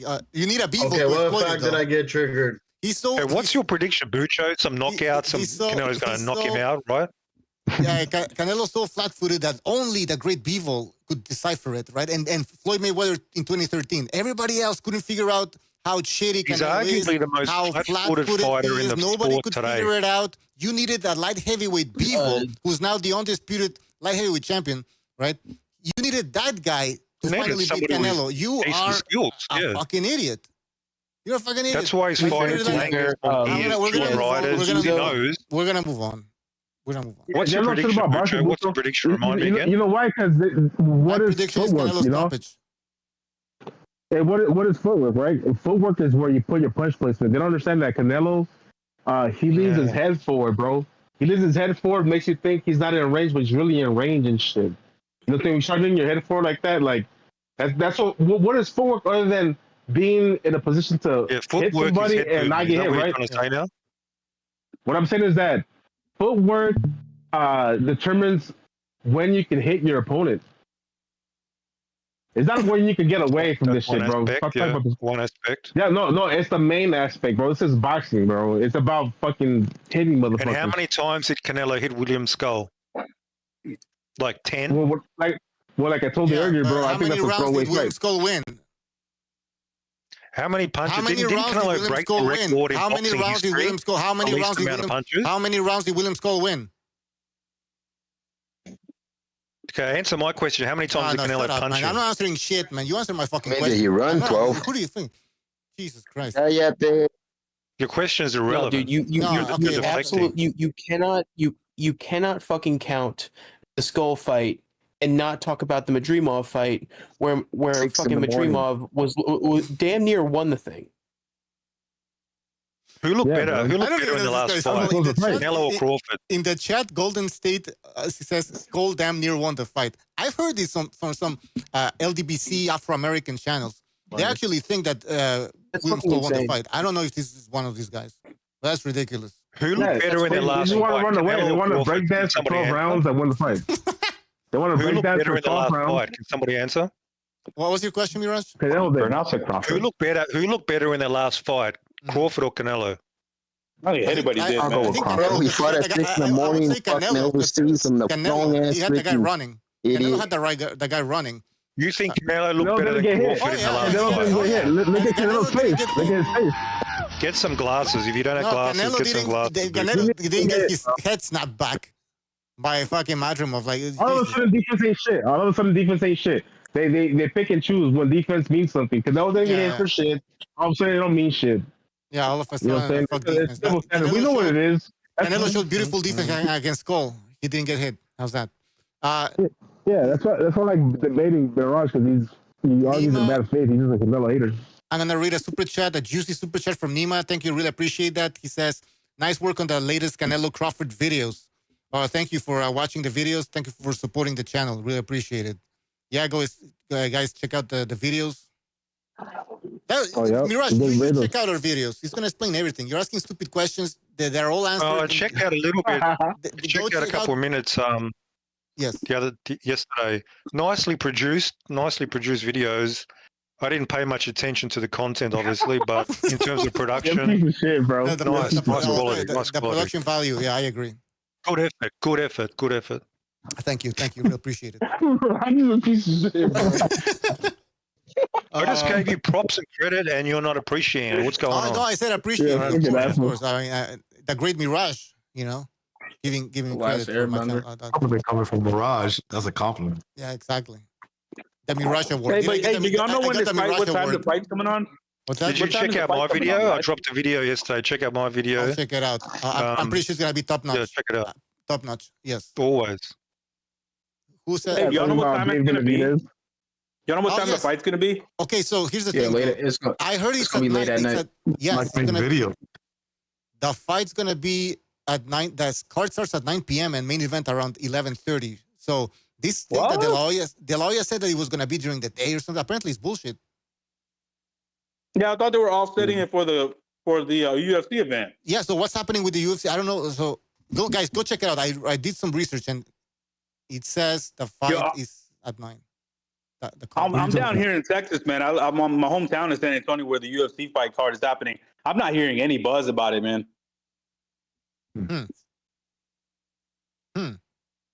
What are you talking about? With the UFC event? I haven't heard. Yeah, I'm not really hearing a lot of people buzz about it. Every time at home on Netflix, bro, watching this shit. I'm watching boxing. I know, like I'm watching boxing either way. It was a weird move going up against Canelo because it's like, bro, San Antonio is number 2 behind LA as far as Mexican Americans and Mexicans per capita, and Canelo, of course, is the guy. You know what I mean? So it's just a weird move that they're the same company. They're gonna shoot themselves in the foot by putting the UFC Noche and Canelo Crawford, which is a huge fight on Netflix. It doesn't make sense, bro. I don't know what they're Are they putting it at the same time? No, I heard idiot too. Related to Mirage, bro. I heard they're both promoted by Dana White. They're both promoted by Dana White. There's no way they're going to be put at the same time. Dana White's promoting both those events. But FUTV in the chat says the UFC event on that day is trash. So I don't know about UFC. So the card apparently. I think it's the fight night. I think he's not at a fight. It's not even like a big. It's not a big event. It's I don't not think a they pay-per-view care or anything. Yeah. Yeah, they don't care. It's nothing. See, the UFC be wasting money. Mirage, I didn't know you had a channel. You know what I was thinking about, bro? I think Donald Trump's going to be at the fight, bro. Subscribe. Hey, maybe. I try to look you up. Yeah. Dropping bombs. Trump's going to show up with ice, Yeah, he's going to show up with ice and fucking security. What's that? Fucking Secret Service? No, I heard Trump's health is pretty bad right now, man. So whatever Burujera, whatever you call it, y'all got on him. Keep it up, bro. He's just old, bro. That dude's old as fuck already. He eats fried chicken all the time, KFC. So every day. Donald's too. Hey, wasn't Boots putting it on Canelo? Didn't he bust up Canelo and he quit sparring? Well, I just reporting. You want to talk about that shit?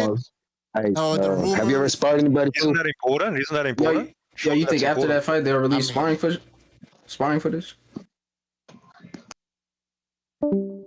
No, they won't release it.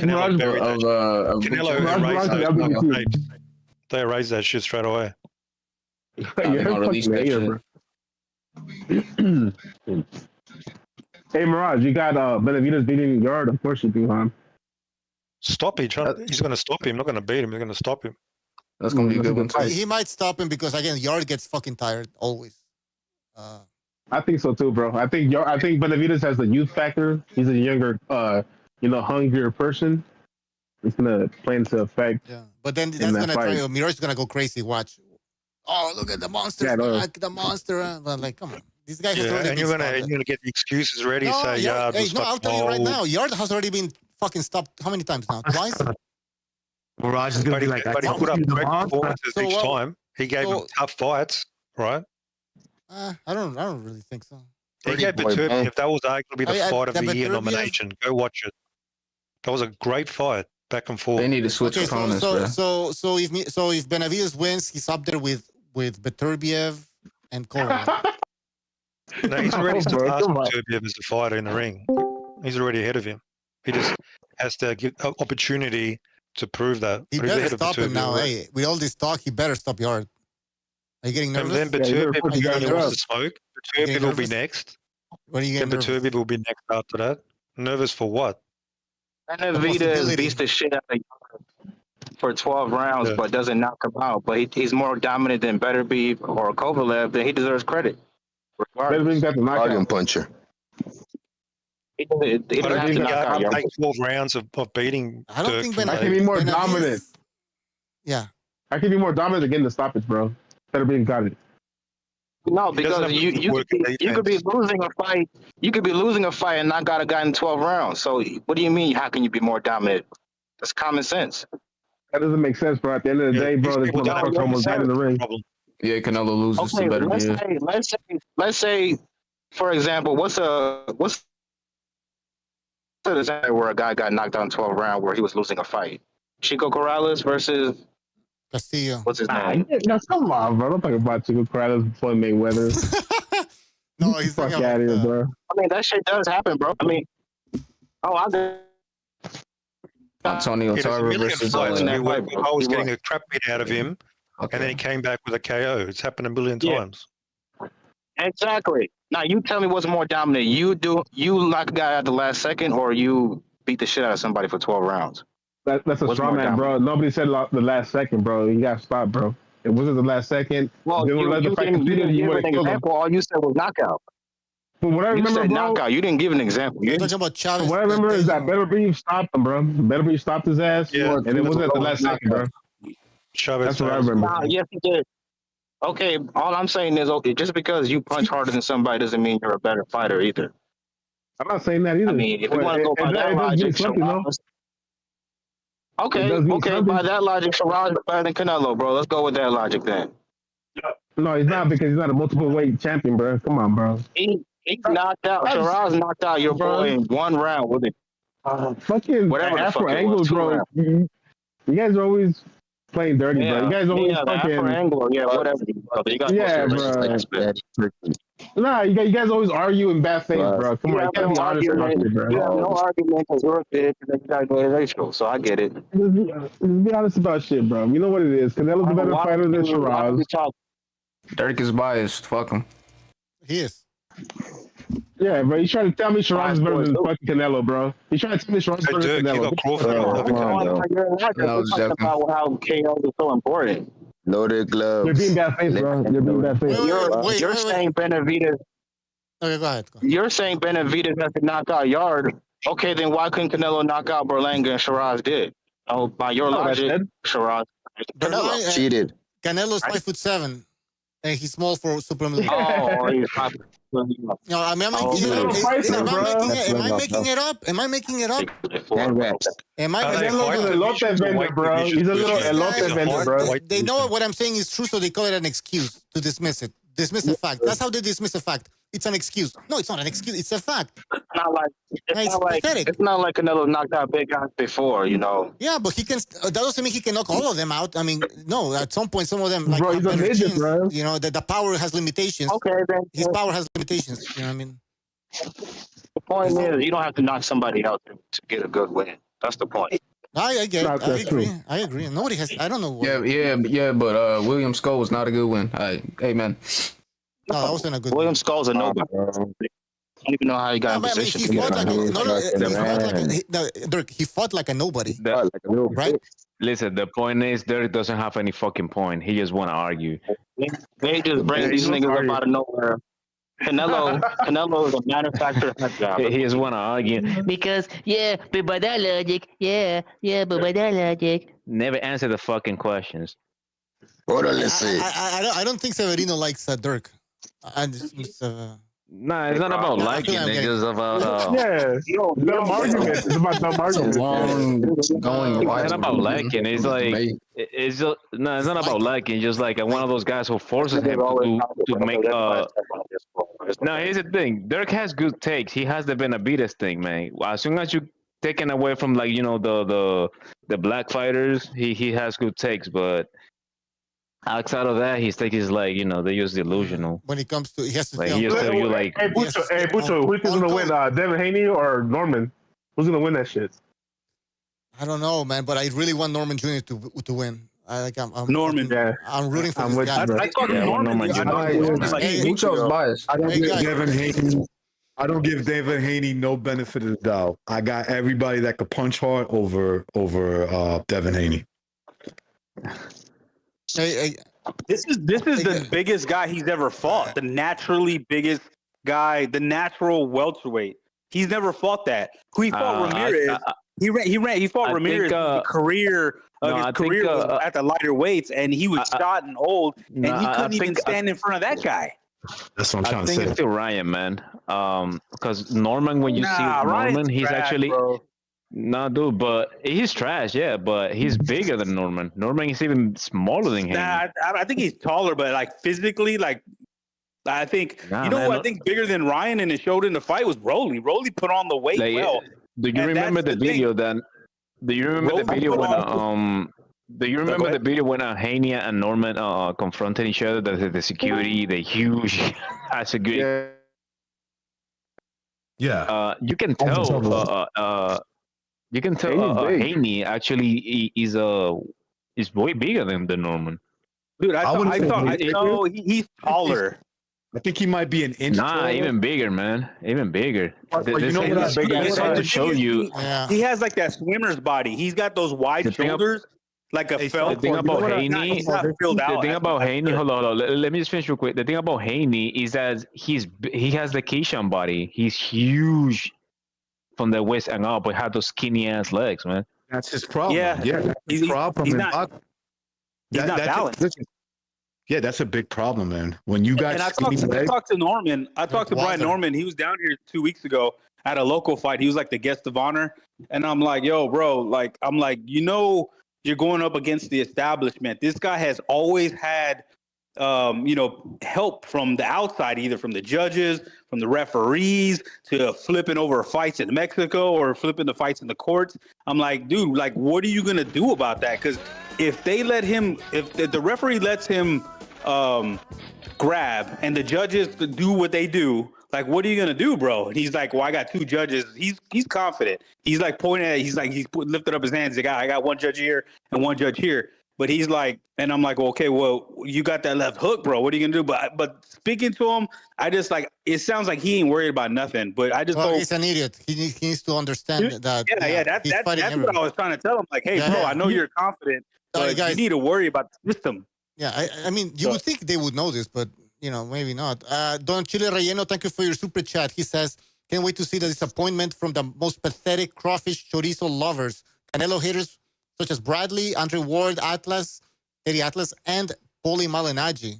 Yep, it's gonna be funny how they react to Crawford. Yeah, they're gonna eat growth. I don't like what Tim Bradley said about the code thing, but I'll back him up here. Is he's gonna be passionate about Crawford because he's the one who discovered him. No, the Top Rank didn't discover him. Top Rank. You remember he brought him in as a sparring partner. He was fighting on club shows. Nobody was signing him. Nobody knew who he was. He's the one that called Top Rank and says, "Hey, you need to take a look at this guy." Yeah. So he's gonna be a little over the top. I get it from Bradley. But I know somebody said, "Oh, it's his friend and all of that shit." I understand, but you don't act like that because it's your friend. I mean, would you say stuff like he's saying because your friend's boxing, he's fighting? Oh, I mean, he has Sugar Ray Leonard in him. He has Sugar Ray Leonard in him. He has Floyd in him. Yeah, he was in the car going crazy. I mean, he was at Walmart in the parking lot going crazy. Calm down. Maybe he's helping the hype. I don't know. Maybe he's trolling.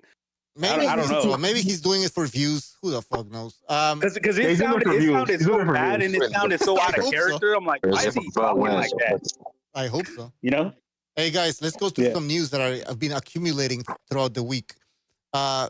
Virgil Ortiz has expressed criticism over Jaron Boots Ennis' choice of opponent for his junior middleweight debut, suggesting he expected more. So Boots is fighting Usima Lima. I saw one of his fights. This guy looks strong, but kind of slow and shit. So what do you guys think? Pointless fight. You see Yeah, that? that's fighting a UK guy. I thought it was fighting a UK guy. Even his own fans are turning on him. Even his own fans are turning on him, calling him like I forgot the names they're calling him, but a lot of people, nobody's really backing him up. Like you usually see like a contingent on Twitter, like backing the Haney's up, or like nobody's really backing him up on this. Everybody's kind of tired. Like, dude, just make the fight already. Virgil wanted it for some reason. Boots didn't. But Boots having a tune-up fight, is that He doesn't want it unacceptable? to Is that unacceptable for Boots Sainz to have? I give him one fight. Yeah, I give him one fight. Acceptable because he's I give him one fight. I give him one fight than Ortiz has. Really? For real? Yes. I thought it was his first fight at 54. Like when he His first fight, bro. like 16 years old. When he started boxing, he boxed. I think He's fought multiple times at 54. 18 years old. He's fought multiple times at 54.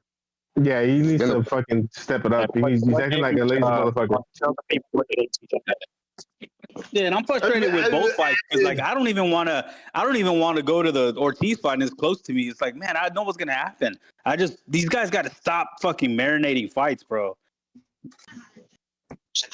Hey, you guys want to hear some dope shit? I think Boots beats Virgil. He beats his ass. If he has this one fight and then like 7 months later, I ain't tell you guys this shit. If he has a quick turnaround, Y'all know it. Come on, man. No, it's a close fight. Even you. Sorry. Go ahead. I think it's a close fight, bro. Yeah. Let me say something that's gonna spread throughout the YTBC, right? And during the Virgil Ortiz and Bogachev fight and shit, have you noticed Bogachev has power, inside power with short punches, right? And Virgil needs to extend his hands to get his power, right? Fucking that fight showed me that when you have that Virgil style, bro, you need to extend your hands. You need to be a boxer. You need like that. When you have power, when you extend your hands, you need to keep that shit in place and shit. Like an inside fighter will do damage to Virgil.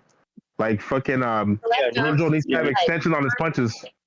Hey, but I think that fight taught Virgil a lot though. It taught him not to get too greedy, and it taught him a lot about discipline. If anything, I think that fighter was a blessing in disguise. People are gonna say, "Oh, he looked vulnerable. He got a gift." That's gonna make people entice people to actually take the fight instead of ducking him or over marinating. No, that's true. No, but you know what? The most important thing is that you need to understand is that if Virgil needs to be, if he's gonna be a super competitive fighter, he needs to know his distance where his power is great at the end of his punches. Because Bohachuk has power on the inside. You know what I'm saying? And then that Virgil, he needs extension. Didn't he beat him already? He needs to work at his timing. He needs to work at his timing because he kept paying green punches as well. He needs to box every now and then. He needs to, that's what I'm saying. First of all, PSK, you're very low. Your volume. I don't know if you're speaker or something. Is that better? Yeah. No, but hey, guys, I like fighters going through that shit because as we see these fighters getting coddled in this new era.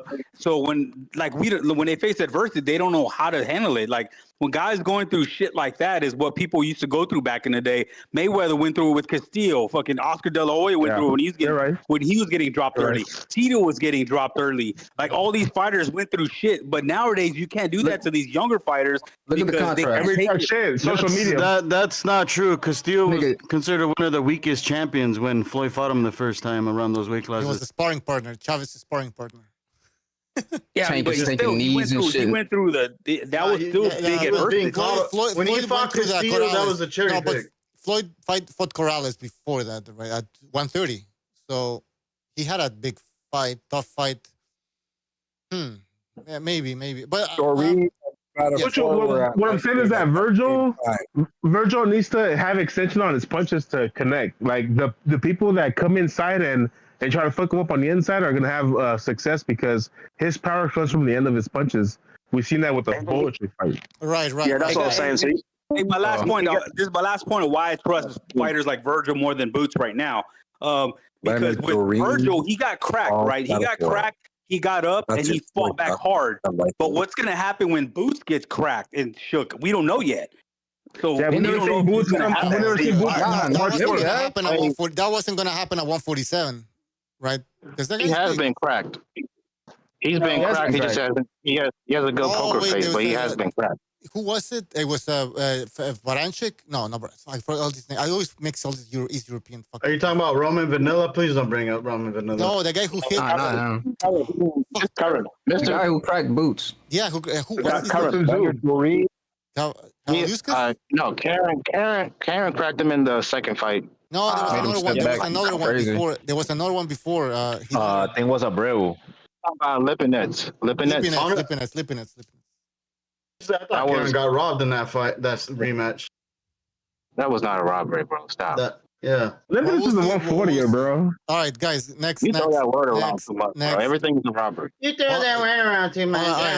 Hold on. Okay, next. Undefeated junior middleweight contender Virgil Ortiz, again, has revealed that a proposed all-Texas showdown with former undisputed champion Jermell Charlo was recently offered, but declined by Charlo.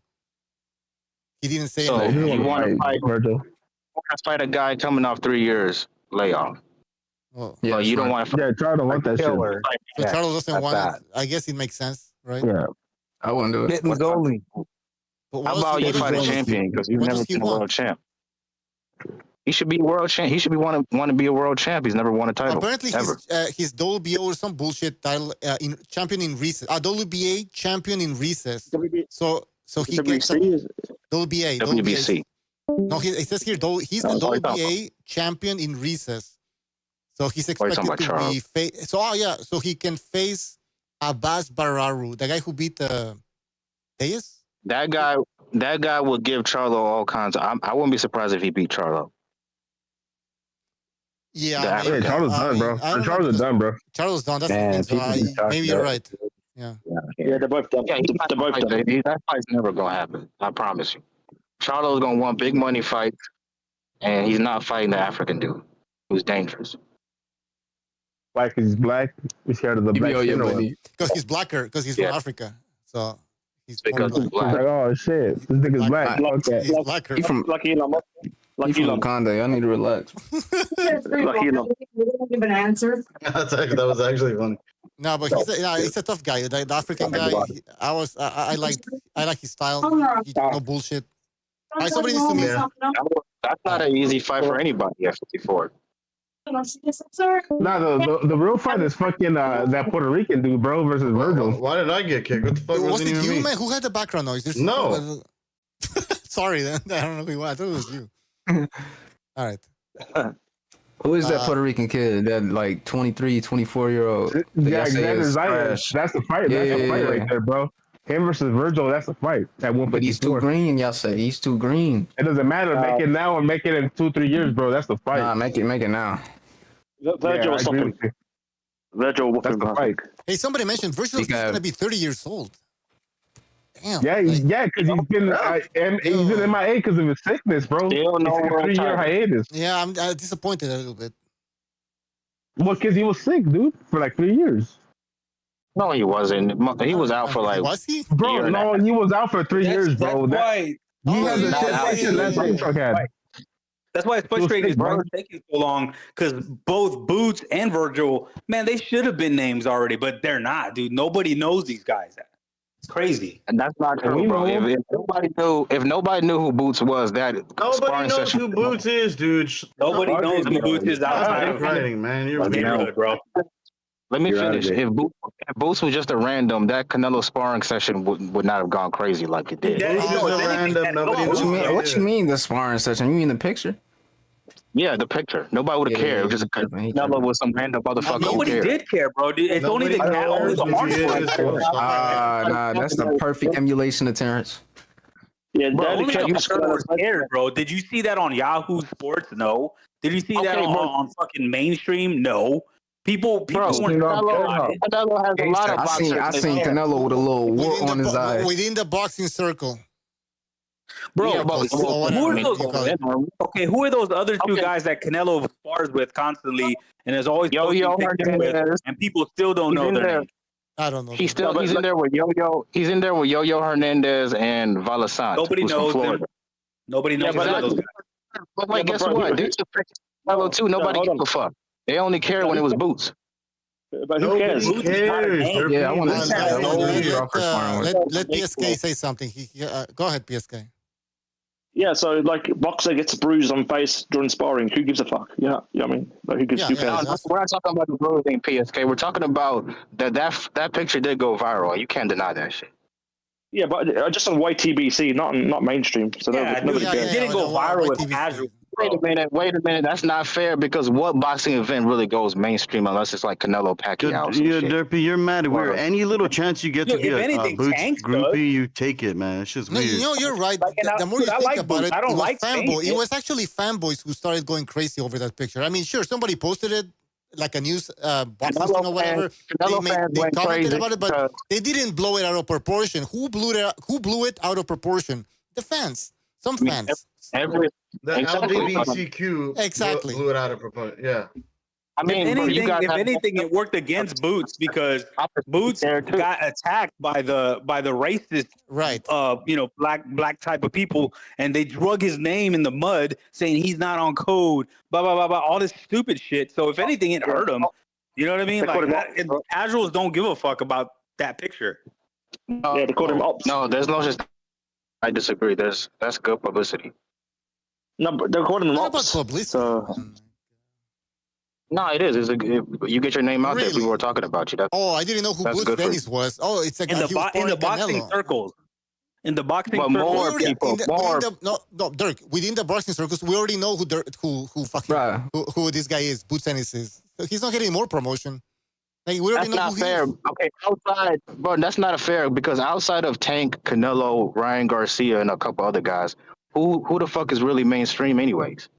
Bam's way bigger than Boots. Jake Paul. And that's bad. Bam is not a big name. That's why he's fighting. Bam's way bigger than Jake Boots. Paul's more mainstream than your boy. Nah, why is he fighting Davis? undercard if he's bigger than him? He's fighting on people's undercard and shit. Fuck out of here, bro. He's bigger. He's selling more tickets in Arizona and other cities here in Texas. Maybe he hasn't even fought in San Antonio in a while. How many venues is Boots selling out outside of Philadelphia? None. Zero. The Boots don't sell shit. But Boots don't sell shit. How many highlights Bam isn't even co-main eventing, man. He's way down the order. Bam, there's highlights of Bam all over the internet. What are you talking about? Listen. Oh, wow. Hey, Crawford, Bam sells more than David. Crawford posture was 27,000, bro. Crawford couldn't even sell 20,000 fucking tickets against Postal. 27,000 tickets. Crawford Postal, yeah, his first ever pay-per-view. Do you think this guy should be getting 10 million against Canelo? Listen, Crawford shouldn't even get 1 million for the Canelo fight, bro. He's lucky to be in the ring. There you go. This guy is you're right. Get him out of here. You know what? That's a good reason, bro. Because don't get out of here. Floyd Mayweather. Listen to this. Floyd Mayweather paid his opponents double their biggest purse. Canelo is like 10 times their biggest purse, bro. Canelo is the most giving A side that boxing has seen in the last 20, 30 years. And Earl Stevens is right.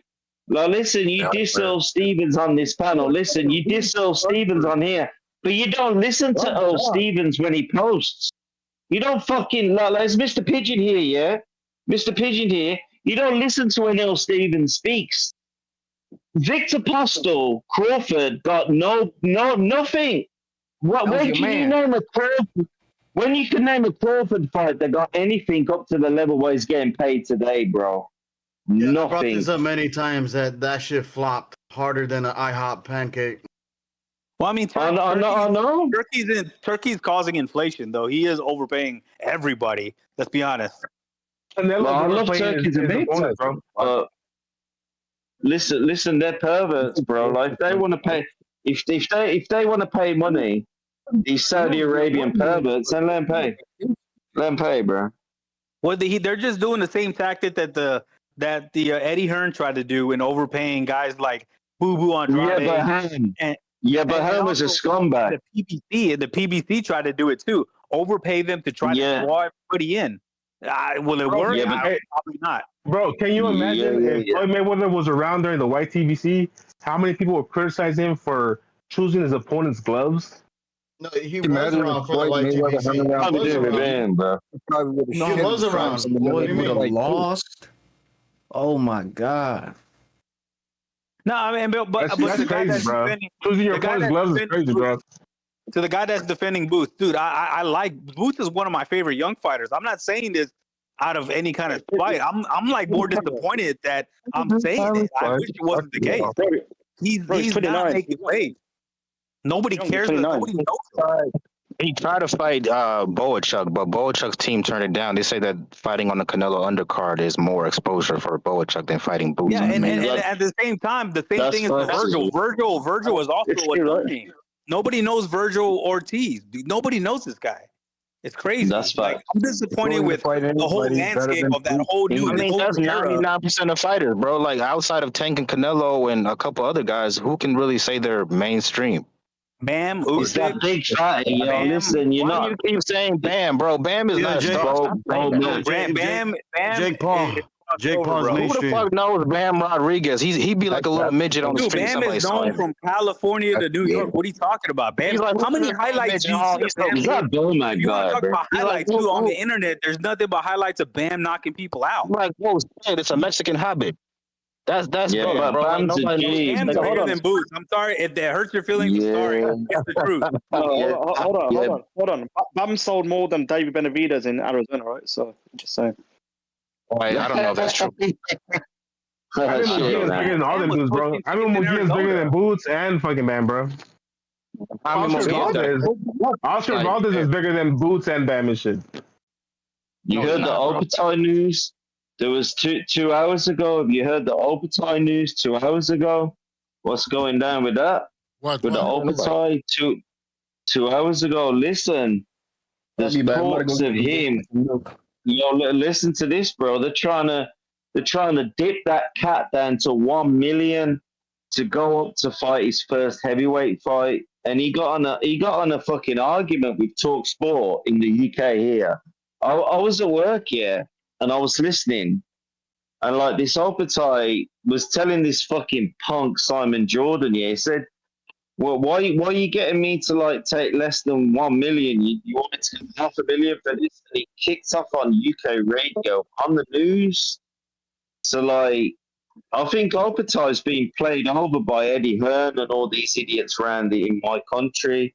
Listen, this Hearn is a fucking scumbag, bro. Let's get that. Let's get Pigeon. Apparently, Turkey wants what's his name? Opatai to move up in weight right away, and he wants a Chisora. Yeah, but he's only going to pay him. He's only paying him 1 million, bro. You can't pay him 1 million just for that. No, that's not right. That's not right. Like nobody knows Opatai. You only overpays black fighters. No, but Turkey likes black fighters, bro. But in pounds, you only overpays black fighters. That shit different. In pounds, yeah, very different, bro. If Opatai was black, bro, Turkey will give that for like 5 million, bro. Guys, I don't even think a lot of boxing fans know who Opatai is. We made a fucking good video, like a documentary. Like nobody fucking watched this. Like, nobody cares. It doesn't matter. No, nobody fucking Turkey loves black fighters, bro. Fucking videos, loves man. black fighters. Yeah, but listen, you need to start watching the videos on here. It's like probably one of the best places you can watch it. Come on, man. Yeah, I know. Come on. Thank you. Come on. It's Canelo, champion, bro. Is he a big name? Opatai, seriously, like. No, he's not. He's not at all. No, he is. He's a massive name, that guy. You got to move up to heavyweight and fight Usyk, man. Yeah. Put it like this, bro. Yeah. But you can't just push him up there, bro. Turkey, Nobody really cares about that division. Like casuals don't even know it exists. You're letting them bully him. You ask the casual what a cruiserweight is. Who's yelling? Is it Chester? Listen, Opatai is undisputed or close in that, and you're going on about Roy Jones. That guy only had an IBA title over 168. Wasn't even unified. Nothing. And you're going on about Opetaya? In other Exactly. They don't like the white guy or the Mexican guy. They don't like the white guy and they don't like the fucking Mexican guy. If you're Mexican or white, listen, you roll up, bro. It's okay. I'll massage your feelings, yeah? I'll massage your feelings. You roll up and you fight Mexican anyway. You fight Mexican, you're gonna get murked, bro. You fight Mexican anyway, you're gonna get fucked up, bro. Fucked out.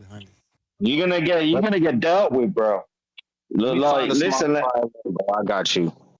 Love the accent. you ain't got shit, bro. You ain't got shit. Hey, You ain't got shit. add Opetaya to the no names, bro. Nobody knows that guy. No, It's disgusting, man. It's like I mean, because he should be low. correct me if I'm wrong, guys, but cruiserweight is never a popular division in No, people the United States.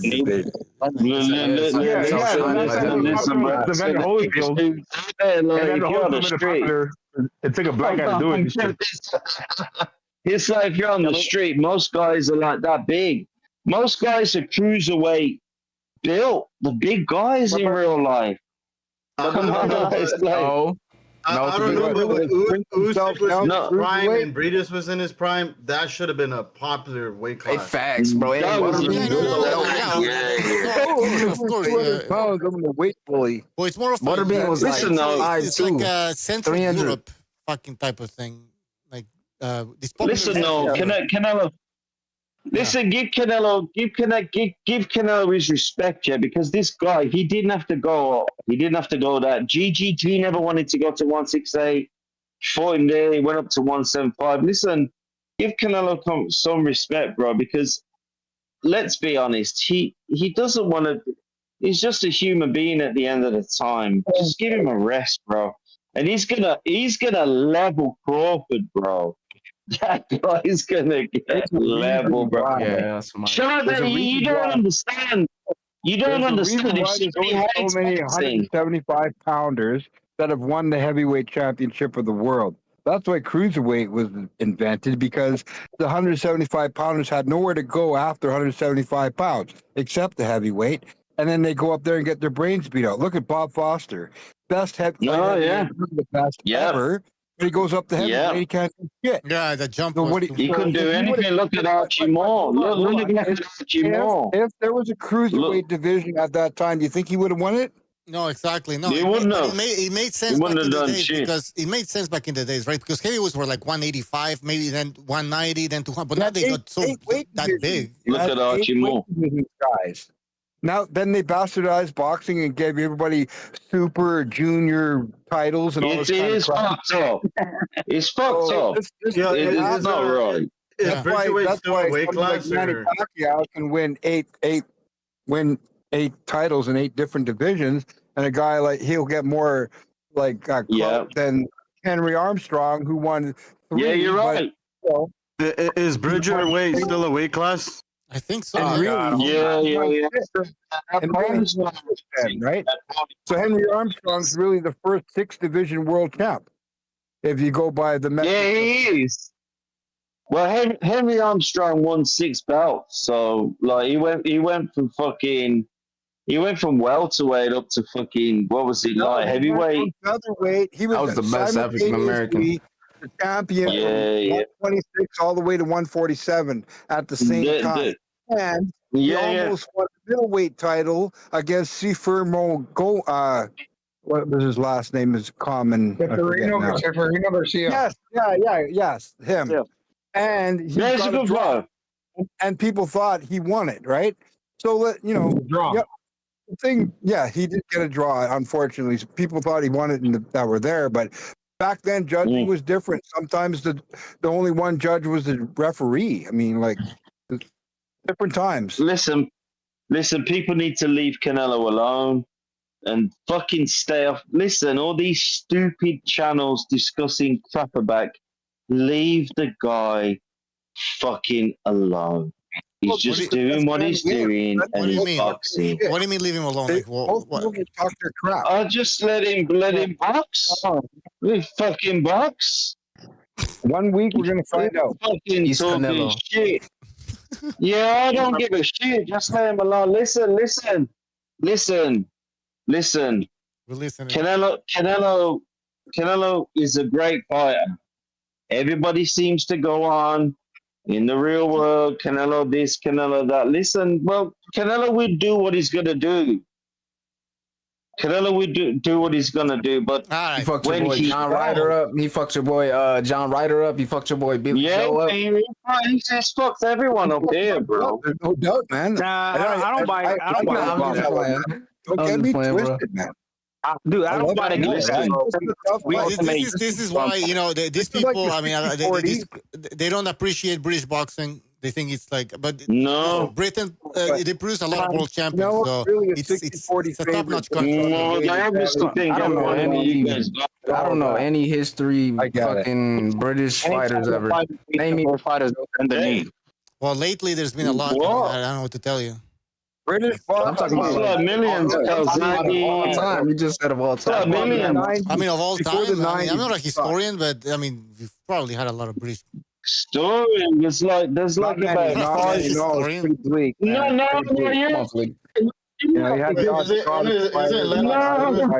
From the UK? Yeah. He's from Canada. I didn't even think of him. He's from Canada. Just like 500. Canada. Definitely not. I can't even fucking concentrate. He reps a British flag. No, Japan. No, but he won the Olympic gold medal for Canada. Chris Eubank. No, but he was born in England. No, we can't remember anything from the black and white times when the screen was black and white. Well, but black and white times was British fighting was champions. No, you're not listening. Like British champions there's been about 500 British champions.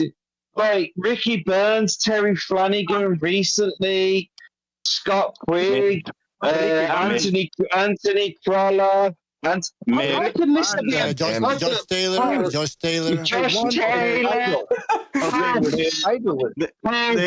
Muhammad, Ricky Hatton, Chris Eubank, Joe Kazagi, Nigel Benn, Lennox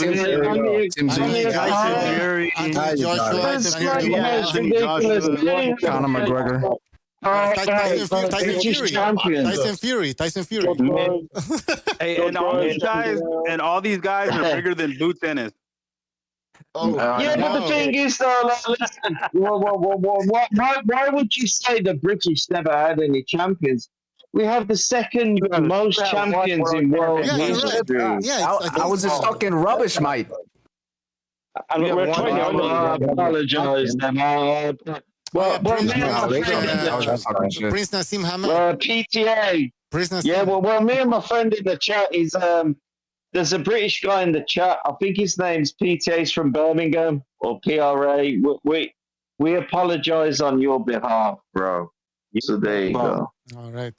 For what? There you go. Great Britain champion is Kelsey. Listen, guys, hold on. Give me 2 seconds. 2 seconds.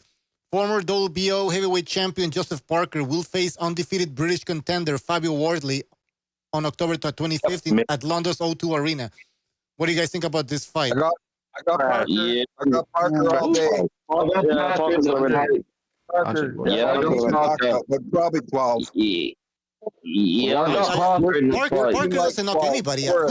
The last guy Parker knocked out was that fat guy from Africa who wasn't even training. Like, he didn't knock out Wilder. He knocked out Wilder. You know what? Everybody thought that fat guy was the boogeyman. He didn't fight Wilder. Everybody thought that fat guy was the boogeyman.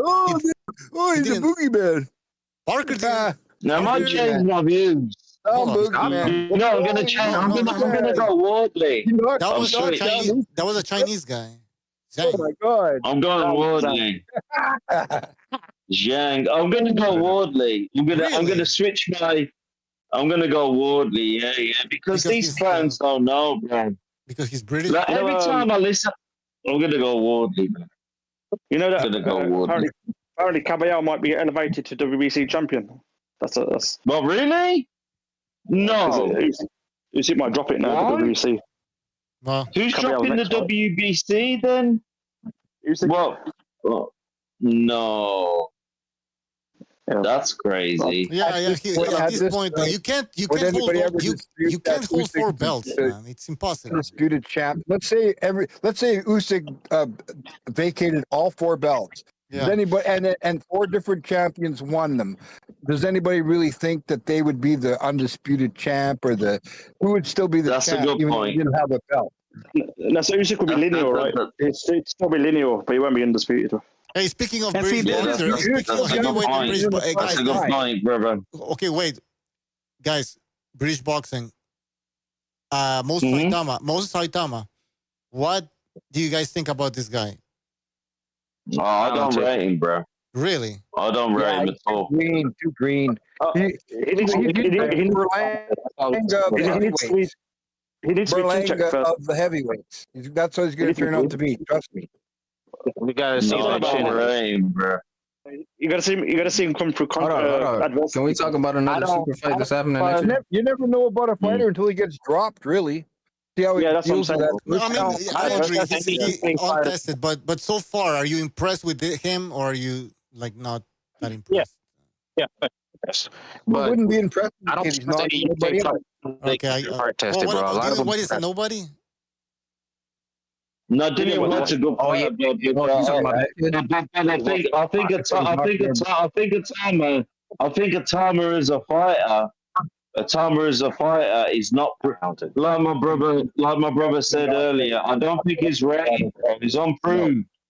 He's unproved. Like a Bergovic or a fucking. That guy's good too. Isn't he? I don't think it's proved. Listen. Atama's not proved. Atama is not a proved fighter in terms of what he's doing. That should be your catchphrase. You should say, listen. Atama's not proved. Listen. I think Hergovich is a good fight. Is a good fight for him next. Yeah, it's a great fight. Who do you think? Any of them. How about Frank Sanchez? How about nobody wants to fight Caballo. He doesn't really beat anybody. He's not. Listen, Caball's a beast. Guy. Yeah. Good fighter. They're ducking Caball. They don't want Caball. He's a good fighter, and he proved himself to be a decent guy. But I mean, at the end of the day, he was shop worn and already been knocked out. His heart wasn't really in the game. He was there for the money. No. British boxing is solid. I just can't stand the commentary. The accent, it doesn't go with commentary on boxing. Sorry. Yeah, I agree with that. No, I agree. I completely agree. Oh, you guys want to disagree because you're from the fucking. Here it is. In the 50s, you had Don. No, I agree. I agree. But y'all got the best round. Y'all got the best round.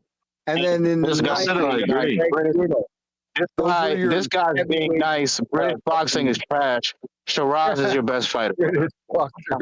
Yo, Shiraz is listen. He's your best fighter. He is. The best fighter is Tyson. Where's good fighter?